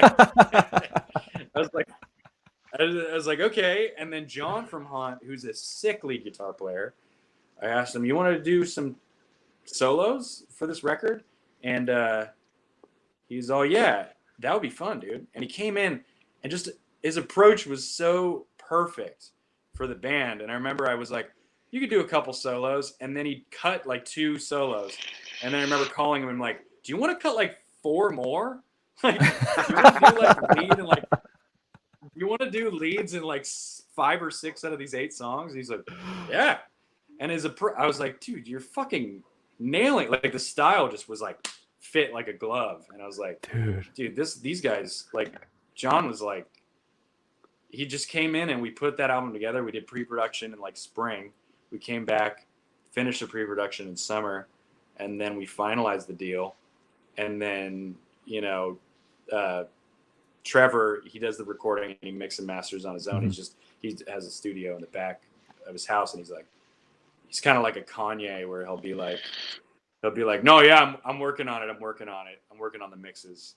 And you're like, all right, this is the day we're shooting for to put it out. So just keep that in mind or something. And he'd be like, yeah, okay. And he's like, all right, we're putting it out on Halloween. It's like October 28th. He's like, all right, I think I got the mix dialed in. I'm like, oh, I like the last mixes. That he'll be like, and I'll be like, no, but it's not right. And it's like October 29th to 30th. Are we going to put out a digital album, dude? Because we don't have legit masters right now. And then like he did it, and the response was super cool. And I was like, fuck, man. You know, like that was like kind of like reinvigorated me to sort of keep that project going, because I didn't expect when we put it out, you know, we were able to sell vinyls and do stuff. And I was like, dude, I was surprised by that. I was surprised by the positive response. And like, you know, that we had no clout or any kind of, at that point, it was just completely put out by us. And people did write-ups on it, and there was coverage that it didn't expect. And people uploaded it to YouTube channels and got views on it. I was like, fuck, man, that's really cool. I was just like, yeah. That's You know, awesome. And like- even for me as a fan, I'm excited because, you know, I've always followed Hysteria, and I wasn't sure if it was still a thing, you know, once you Came guys out of joined left field. Hellfire. Yeah, it did Came come out of out of left field for me. I was like, what? I listened Yes. to it Yeah. the second it came out. Exactly. I It had was no a nice idea that anything surprise. was going on. Yeah. Right on. Yeah, because I'm glad to hear. yeah, and you know, it was because you guys were so all in on Hellfire, and Hellfire was Mhm. doing so much cool shit. I mean, you guys, I mean, just recently we talked about this earlier. You guys went on a tour with Death Angel and Ex Mortis. How was that, by the way? How long was that tour? And did you guys have a good time? Seems like you did. Holy fuck, man! That was really like that was one of the cool, if not the coolest thing, because I mean, you guys know the Ex Mortis guys, right? They're just fucking Yes. fun. XMO. And can't like speak enough on how rad those guys were. And then Death Angel too, man. Those guys are hella fun. And it was 5 weeks, maybe a little more than 5 weeks. We started a week or so before Thanksgiving, and we wrapped up with that Slim's show, Wow. which was one of the last shows that Slim's ever had. The Christmas party that Death Angel does every year. They timed it so the tour would end up, and that show was there. And also about 2 months you were out there. That was a lot of fucking fun. And wow. It was like 5 weeks or something. And and a lot of drama, traveling wise, but everything. Oh, else tell was me, like, 'cause it's the what middle what kind Dude, of drama? I know you guys had middle like of some fucking- van issues, right, or something like that. everybody, because Death Angel, so it was kind of like this. So it started in November. We started the tour in the Northwest. So I think it was Seattle and Portland first. But then we went straight to Canada, and we were like, well, at least we're not going to Canada in like February or January. And then we went, and we were like, oh, we're pussies, dude. Like, like you go to Canada, and like, first of all, like getting up to Vancouver was a trip because they kind of were like suspect, because Vancouver border is like, they can get down on you. Like, you know, it's like depending on who you get, depending on the agent or whatever that talks to you, they can be kind of gnarly, and they were a little gnarly to us. And we were in a mad dash. There was like a bunch of crashes that day. There was a storm, whatever. And we made our set right then. We pulled up to Vancouver, the Rickshaw, which is a sick venue in downtown Vancouver. We pulled in, got loaded directly to stage, started playing. And like, that was how close it was. And so that was how the tour kind of kicked off.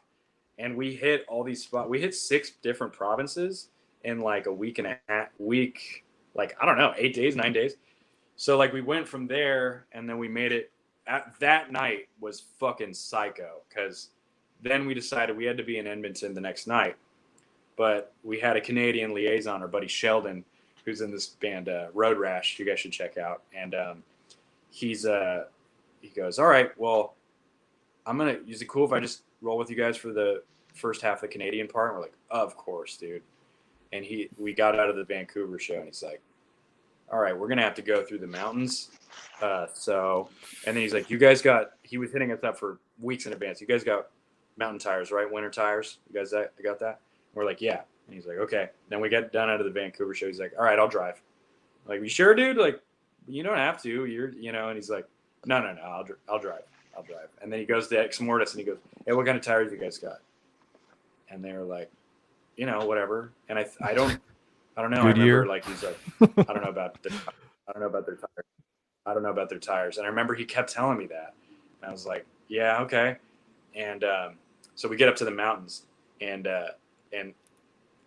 dude, I mean, the storm we hit is like this narrow fucking, like, when you drive up to top. Well, are you in Auburn right now, Joe? Yeah.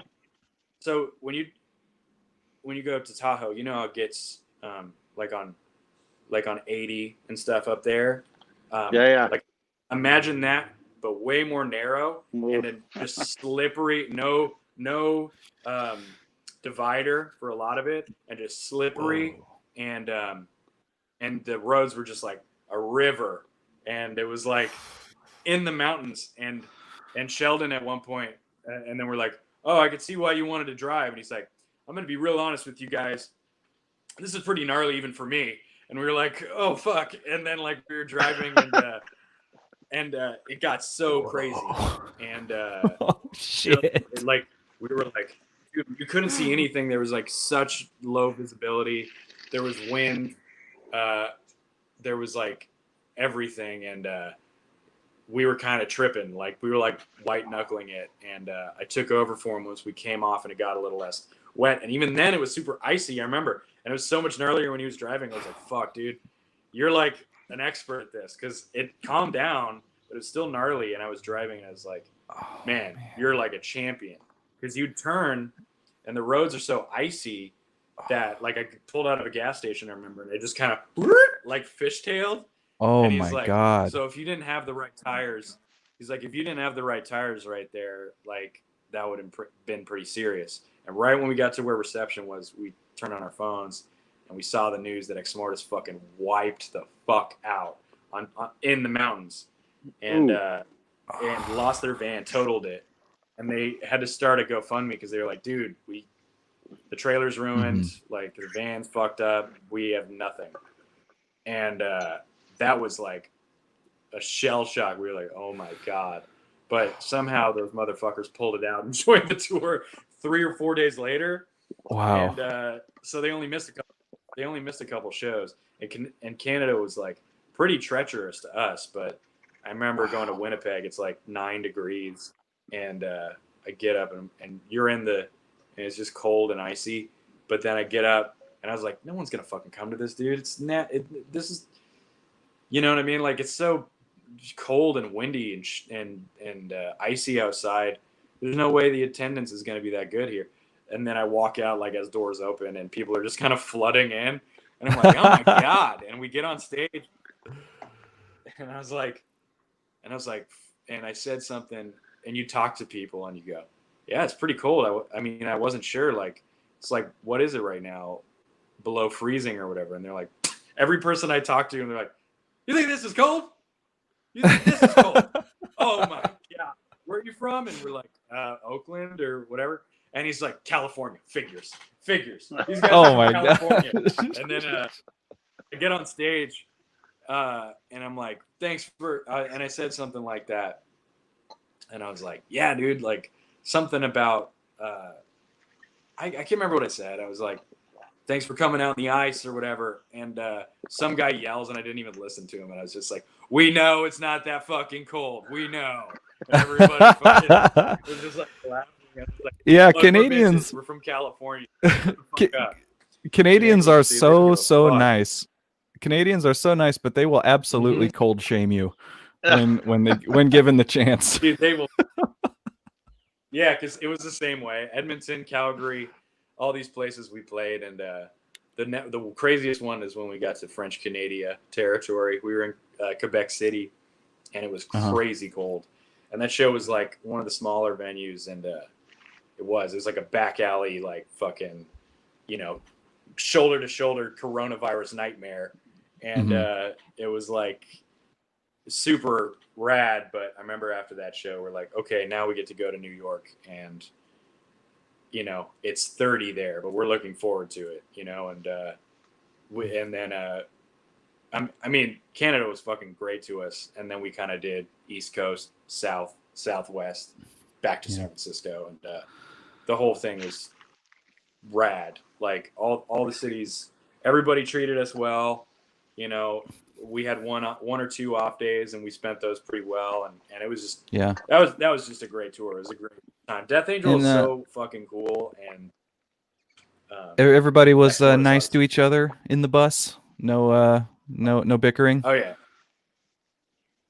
Not really. Yeah, okay. You know what I mean? Like we got our little, you know what I mean? Not really. Like you get that van cabin fever sometimes, and we had a pretty decent setup.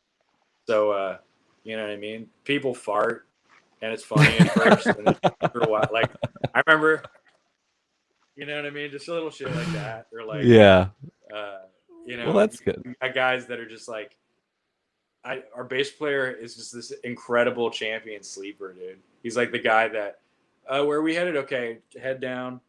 Right when we're about to get there. Oh, okay, we're here. And I'm like, how'd you time that? You know what I mean? And we took turns driving. We did a lot of night drives. I like doing night drives. Because I just like blasting whatever. If there's a co-pilot, that's cool. Me and Mike would be what the fuck were we? That was like Night Wolf, like Team Night Wolf or something. He would just sit passenger seat and I would drive. And you gotta just, like, drink a bunch of coffee and and he's like just like keeping the energy going. And we go through a cycle of every musical genre. We've been blasting like trap music and like funk and shit like that. And Herman and Tony would like the next day they'd be like, yeah, just wake up and be like, what the fuck are you guys listening to? And then go back to sleep. You know what I mean? It was like every once in a while. That's sick though, because when you're doing long drives, you need someone to be awake in the passenger seat, or else it's actually fucking dangerous if you don't. You know what I mean? Because you could doze off and stuff like that. So that's sick. Yeah. It was cool. That was a great tour, and we were able to put a single out and put out some new merch right at the beginning of it, and so that was good timing. Mm-hmm. And Death Angel and Ex Mortis, that was just hella fun. Wow, man. So you guys make it back, and everybody's safe, thankfully. And then what does the future hold for Hellfire? Post tour, mid lockdown, post election, I guess. What's going on with Hellfire right now? Are we technically post election? I don't know. Yeah, I know. I haven't really looked today, but I know. Anyway, but we had a show at Eli's on. Okay, so there was this crazy thing. So January came, the new year came, and we were looking at 2020. Like had it circled. Like, yo, we're gonna put in work this year. We're gonna put in serious work this year. 2019 was pretty good. We came out with Mania, that last record, and then we were like, we worked, we toured on it. 2020 is gonna be good. Maybe we get out a record. In 2020, but probably not. Probably just put out some more singles and tour some more. We had a bunch of tours booked, and we played a show at Eli's on February leap day, February 29th, and that was like, I look back at that show as like a season finale of sorts, because all our fucking friends made it, all our buddies made it, and it was Charger. Who you guys know? Yeah, I know. You guys play with them a couple times, right? I haven't had a chance to play with Charger, but I'm a huge Rancid fan, Matt Freeman fan. One of my biggest influences, actually. Matt's the fucking goat, dude. Like he's so cool, and definitely my favorite Rancid member. Yeah. Oh yeah, dude. Me too. I always was like, that was the big thing when we were younger. I don't know if you guys can relate to this, but the big thing, Joe, I'm interested to hear your opinion on this, but a big thing was if you could play Maxwell Murder on bass, you were like a big deal in school. You know what I'm talking about? I almost had that solo down, and I could play it with fingers. I don't remember it. I always faked it. Fogg used to cover it every once in a while in the early days. Yeah. That's fucking sick. I mean, nobody could actually play it. Nope. That I heard when we were in school, but they would be like, "Dude, fucking so and so could play Maxwell Murder." And you're like, "Really?" And then you'd try to jam it with them, and then it'd be like, "Oh, well, you could kind of do it." Is that like it's like the punk rock version of Anesthesia? It's like if you knew somebody that could play Anesthesia on bass, like, whoa, check out Ryan. He can play Anesthesia. Yeah. Do it, Ryan. Yes. Same shit. Yeah. Yeah. And we played that show and February, and that was awesome. I felt like everybody we knew was there, and you know what I mean. I'd seen some friends I hadn't seen in forever. Reconnected with some people. It was almost like, like that's why I look at it as like a season finale, because it's like I feel like a lot of missing pieces came together at that show, and it was a good way to be like, that was a great tour. We're having fun. We're in a good place, and then. That, you know what I mean? And then everything went to shit. And so, it took us a little while to figure out the new way we're doing. We're doing an album. we demoed a fucking bunch of shit for Hellfire. So the way we're doing it now is we're just passing demos kind of back and forth, and we're able to. Tony's got a pretty good setup. Like I said, Mike's got a pretty good setup.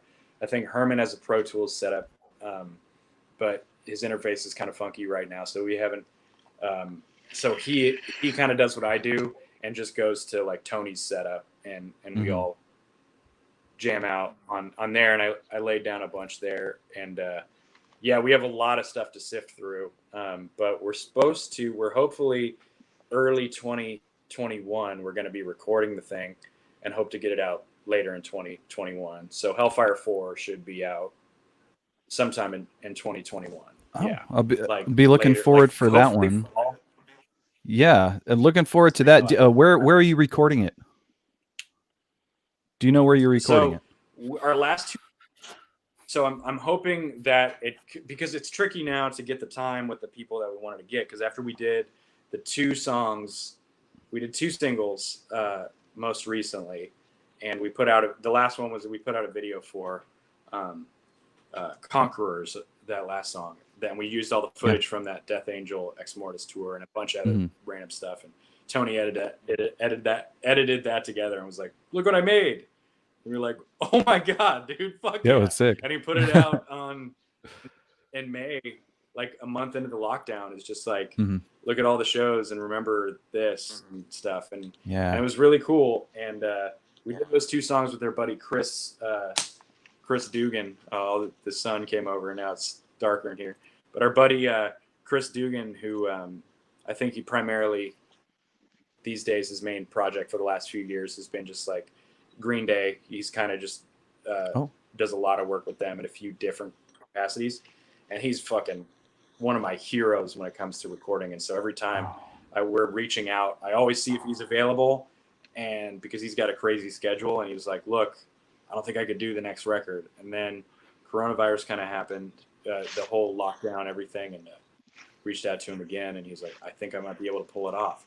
And so that's when we started demoing, and we're hoping to get through with him and hopefully record in Oakland, because last 2 singles we did with him at Soundwave, and man, I loved how they came out, and so that hopefully we get him for the next record. So I'm thinking, hopefully by fall we'll have that 4th record out, and hopefully Chris is the one to work on it with us. Okay, killer.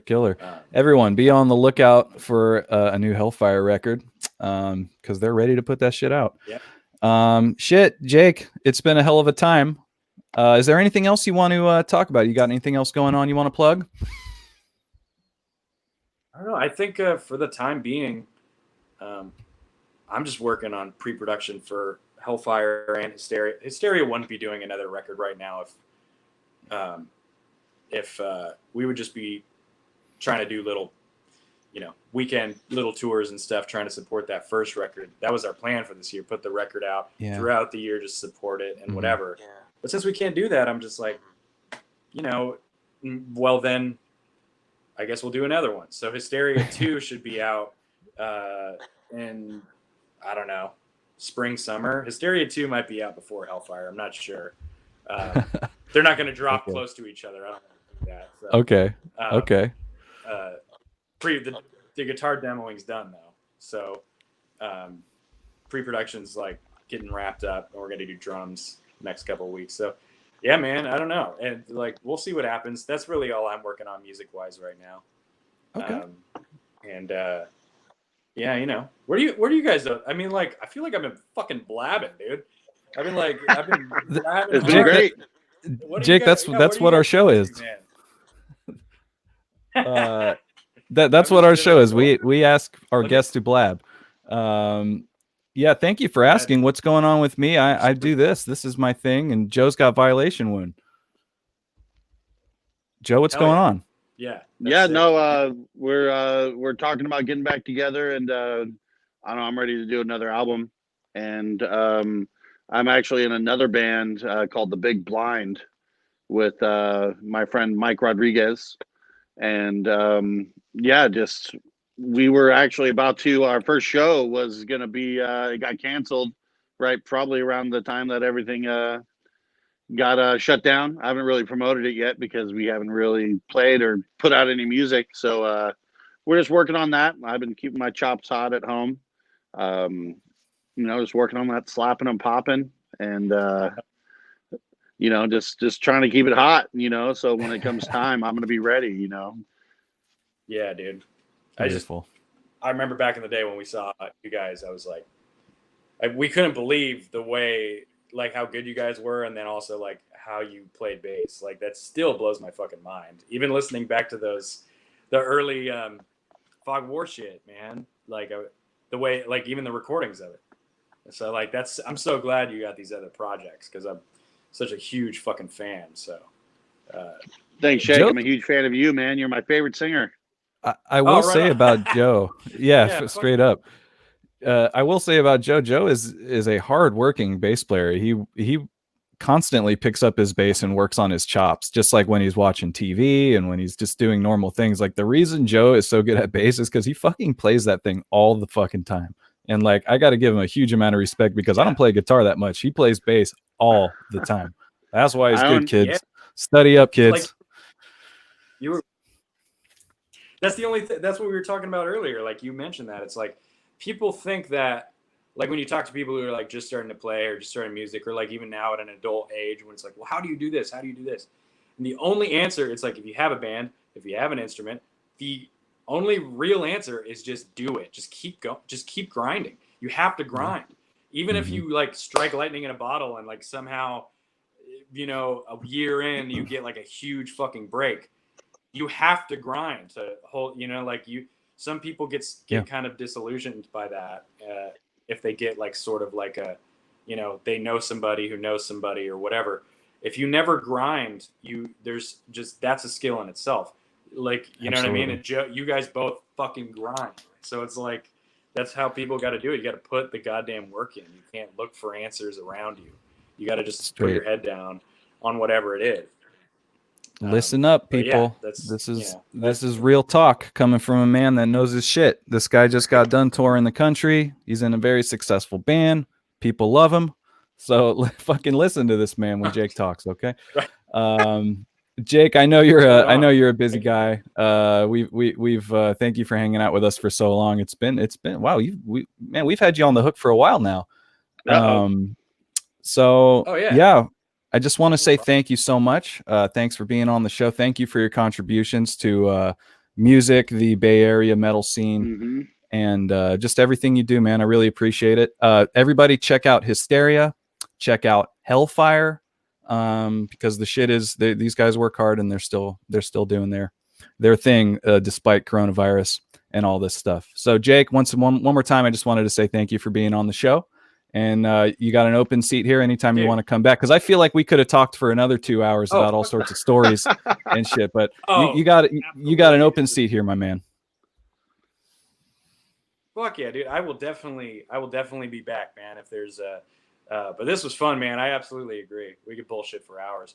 I'm like, right after that, or like in like an hour, I'm gonna go get my fucking teeth rearranged. That's what's on my book today. Oh shit! But the dentist is like, yeah, no, your teeth are kind of fucked up.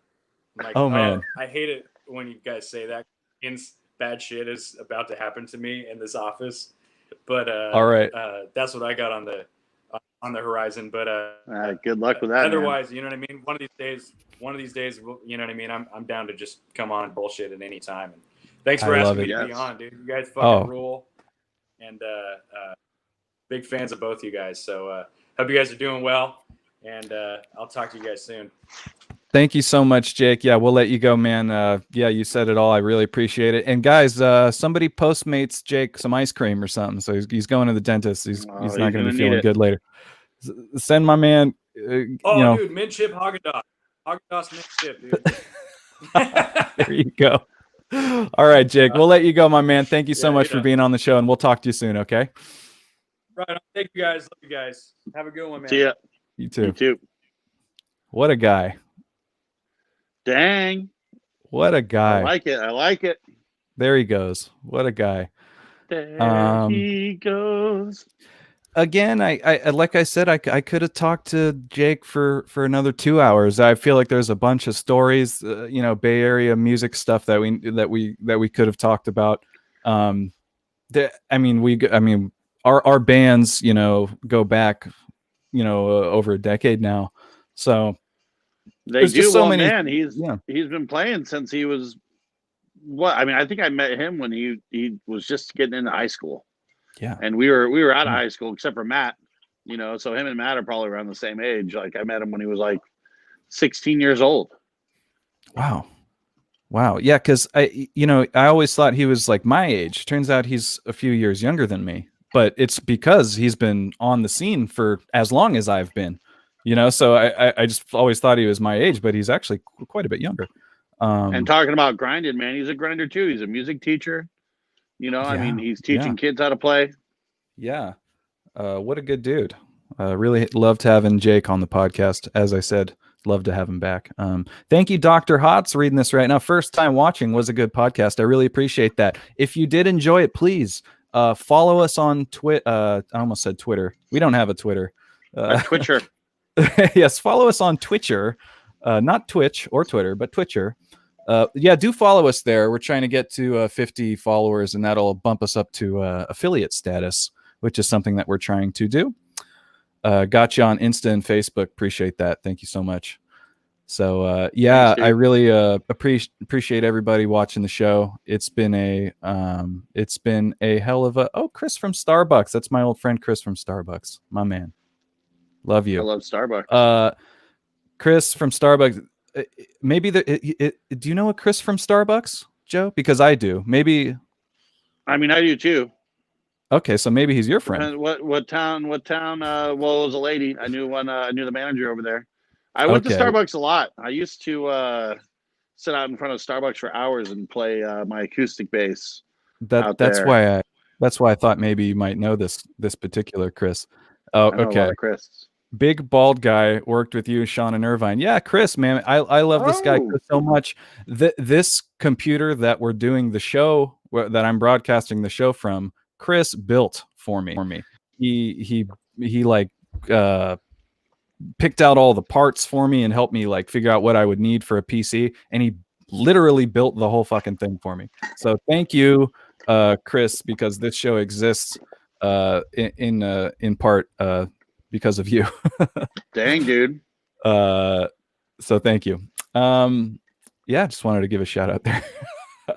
So I'm having a great time. It's hot as hell in this room. I gotta pee a little bit. Joe, how are you feeling after that Whopper? It's cold out here, but I'm in this jacket, and this chair is really warm. And I just peed. I just went Jim Carrey style. Jeff Daniels, just go, man. How Richard Christie, from the Howard Stern show and Iced Earth and stuff like that. All the good stuff. Yeah, he goes to. Maybe you know this. Maybe our viewers know this, but he's a big fan of Coheed and Cambria, and they have really long shows. And he just says man, when I go to those long shows, I just put on Depends and I just stand in the crowd. And he's no joke. He just pisses himself while his favorite band is playing, so he doesn't have to run to the bathroom because you don't want to miss a second. You know what I mean? No, so exactly. he wears adult diapers and just he just goes, man, during the show. And I'm like, that's either really gross or really smart. You really have to concentrate just to break that habit of not pissing yourself. Yes. I'm just trying to think now. It's like, oh, okay. We got to stop talking about this because I kind of got to go. Okay. Well, what do you say we end this thing? It's been a whopper of a show. I know it. One more time, I want to thank Jake Nunn for joining us today. He's a good friend, great guy. Not Jake Nunn, the pro skateboarder. No. This is Jake Nunn, the rock star. And apparently I'm the only one that gets that confused. So I don't know what's going on every time. I've been hearing it for years. Yeah, I didn't bring it up to him because Jake Nunn is very patient every time I'd see him because I come from the skateboarding world and there's a pro named Jake Nunn. And then I met this Jake Nunn. I was like, hey, Jake Nunn is your name? You know Jake Nunn. They used to ride for Think. And he's just like, yeah, I think I heard about something like that. Because maybe someone in the past told him. But then I remember, every time I'd see him, I think I'd bring it up. So I'm lucky that Jake even wants to talk to me, because I think every time I see him, I'd punish him about the skateboarder thing. I've heard it about 30 times over the years.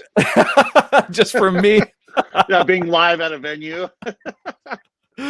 Oh God. But yeah, Jake is a very nice guy, and thanks for not being too bummed about that. Okay. So Joe, you got anything you want to talk about, buddy? You know what? No, surprisingly. Mm-hmm. I think we covered it all. You know, I mean, I'm really juiced to have Jake on here. Like I said, I've known him for a long time, and watched him come up. Watched all the lineups. Watched Mosh Branham be in the band. Yeah. Yeah, dude. I liked when Josh was in the band, and also the guy right before Josh. He said it, and I can't think of his fucking name. And he was so fun to watch too. Was it the bass player? No, guitar player. He had short hair. Oh yeah, he has and he has an Instagram channel that he does a bunch of comedy and stuff. Oh, dude, link me to that. Send me a link to that, because that dude was always really funny and really nice. I want to shout Actually, him out. his first show was the Fog of War CD release show. We had Hysteria play, and that was his very first show. Like, I remember it was a special moment over there at the Hazmat.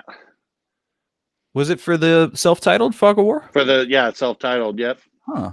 That was before you and I were in Zombie, because Zombie had played. Okay. And who else had played? A local band by the name of MMFM opened up the show. They were a ska punk band. MMFM. MMFM. MMFM. FM, yeah. So local band from Vallejo, and we played a lot of shows with them. And dude, I love those guys. They played Maxwell Murder for me one time. Yeah, that's apparently very difficult. Apparently, Matt Freeman's the best member of Rancid by far. You know, and just I love his attack and his tone, and I actually do try to mimic his playing quite often. I've had people tell me that, and a little bit of Steve DiGiorgio, which, you know, I think when I'm jamming, I kind of go for Steve Harris a little bit, but no one's ever told me that, so maybe that's just me.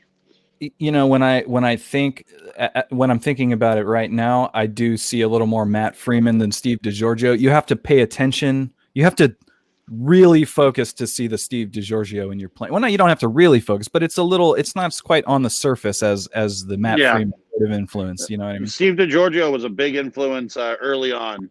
And then I think later on, as I got into more punk, and actually that's how I developed the thumb technique. It's a funk technique. And I started doing it rapid fire because I wanted to be a pick player like Matt Freeman. Yeah. But somehow it sounds like you're playing with a pick when you do that. With the high gain and just nonstop. My favorite thing was somebody came up to me after a Violation Moon gig one time and said, "Man, no one would ever beat you in a thumb wrestling match. You have to be like a champion." That's good. What a nice compliment for a bass player. Wow. Hey, do you remember this? It's Dan Souza says that's when the paint spilled. That was all over the Fog of War. Yeah. Fog of War paint? CD release show. Somebody opened up a can of paint and for some reason thought it would be a good idea just to spill it on the floor, and they put it on the floor, and then in the center of the pit was paint spreading everywhere. People started sliding on it.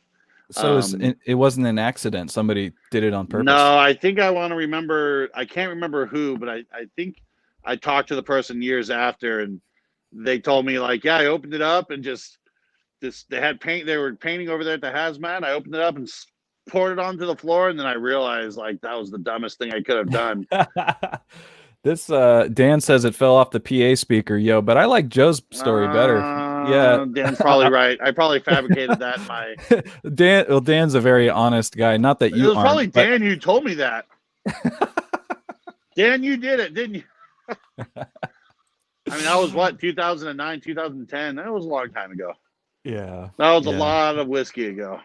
Oh man. All right, let's end this show, man. Let's get the hell out of here. What do you say? All right, man. Thanks for having me on today. No, I'm just kidding. Thanks for hanging out. We should have you as a guest.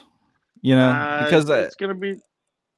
Well, there's certain people whose stories need to be told. You know, a couple of weeks ago, I really wanted to tell the I wanted Dan to tell the Dan Souza story because Dan is the most underrated drummer in the whole One of the best drummers in the world.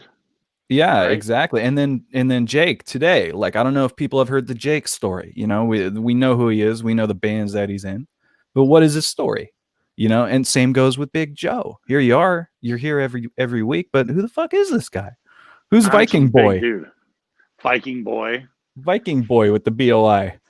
You know, somebody who has a podcast, invite Joe on and let the guy tell a story. I think you need to be interviewed. I think you need to yeah. be sitting here, and I'll be over. Oh, I'm just waiting for somebody to say, let me interview you so I can finally talk about me for hours. I'm into it. Yeah, it's just we just want to talk about ourselves, really. And we it got pains fun me stories to tell. I think I think we in all seriousness, I've got a few stories. I know Joe's got a few stories, but I've seen some fun things. We've seen some fun things, but I get the most joy out of asking people questions. It is fun. I like to hear people's stories. I like to hear people's what their path was, you know, how they got where they are. And I also I like to hear them say negative stuff too. Like you know, so I said, to Jake, I was like, was anybody arguing on the tour? Because I want to know about that.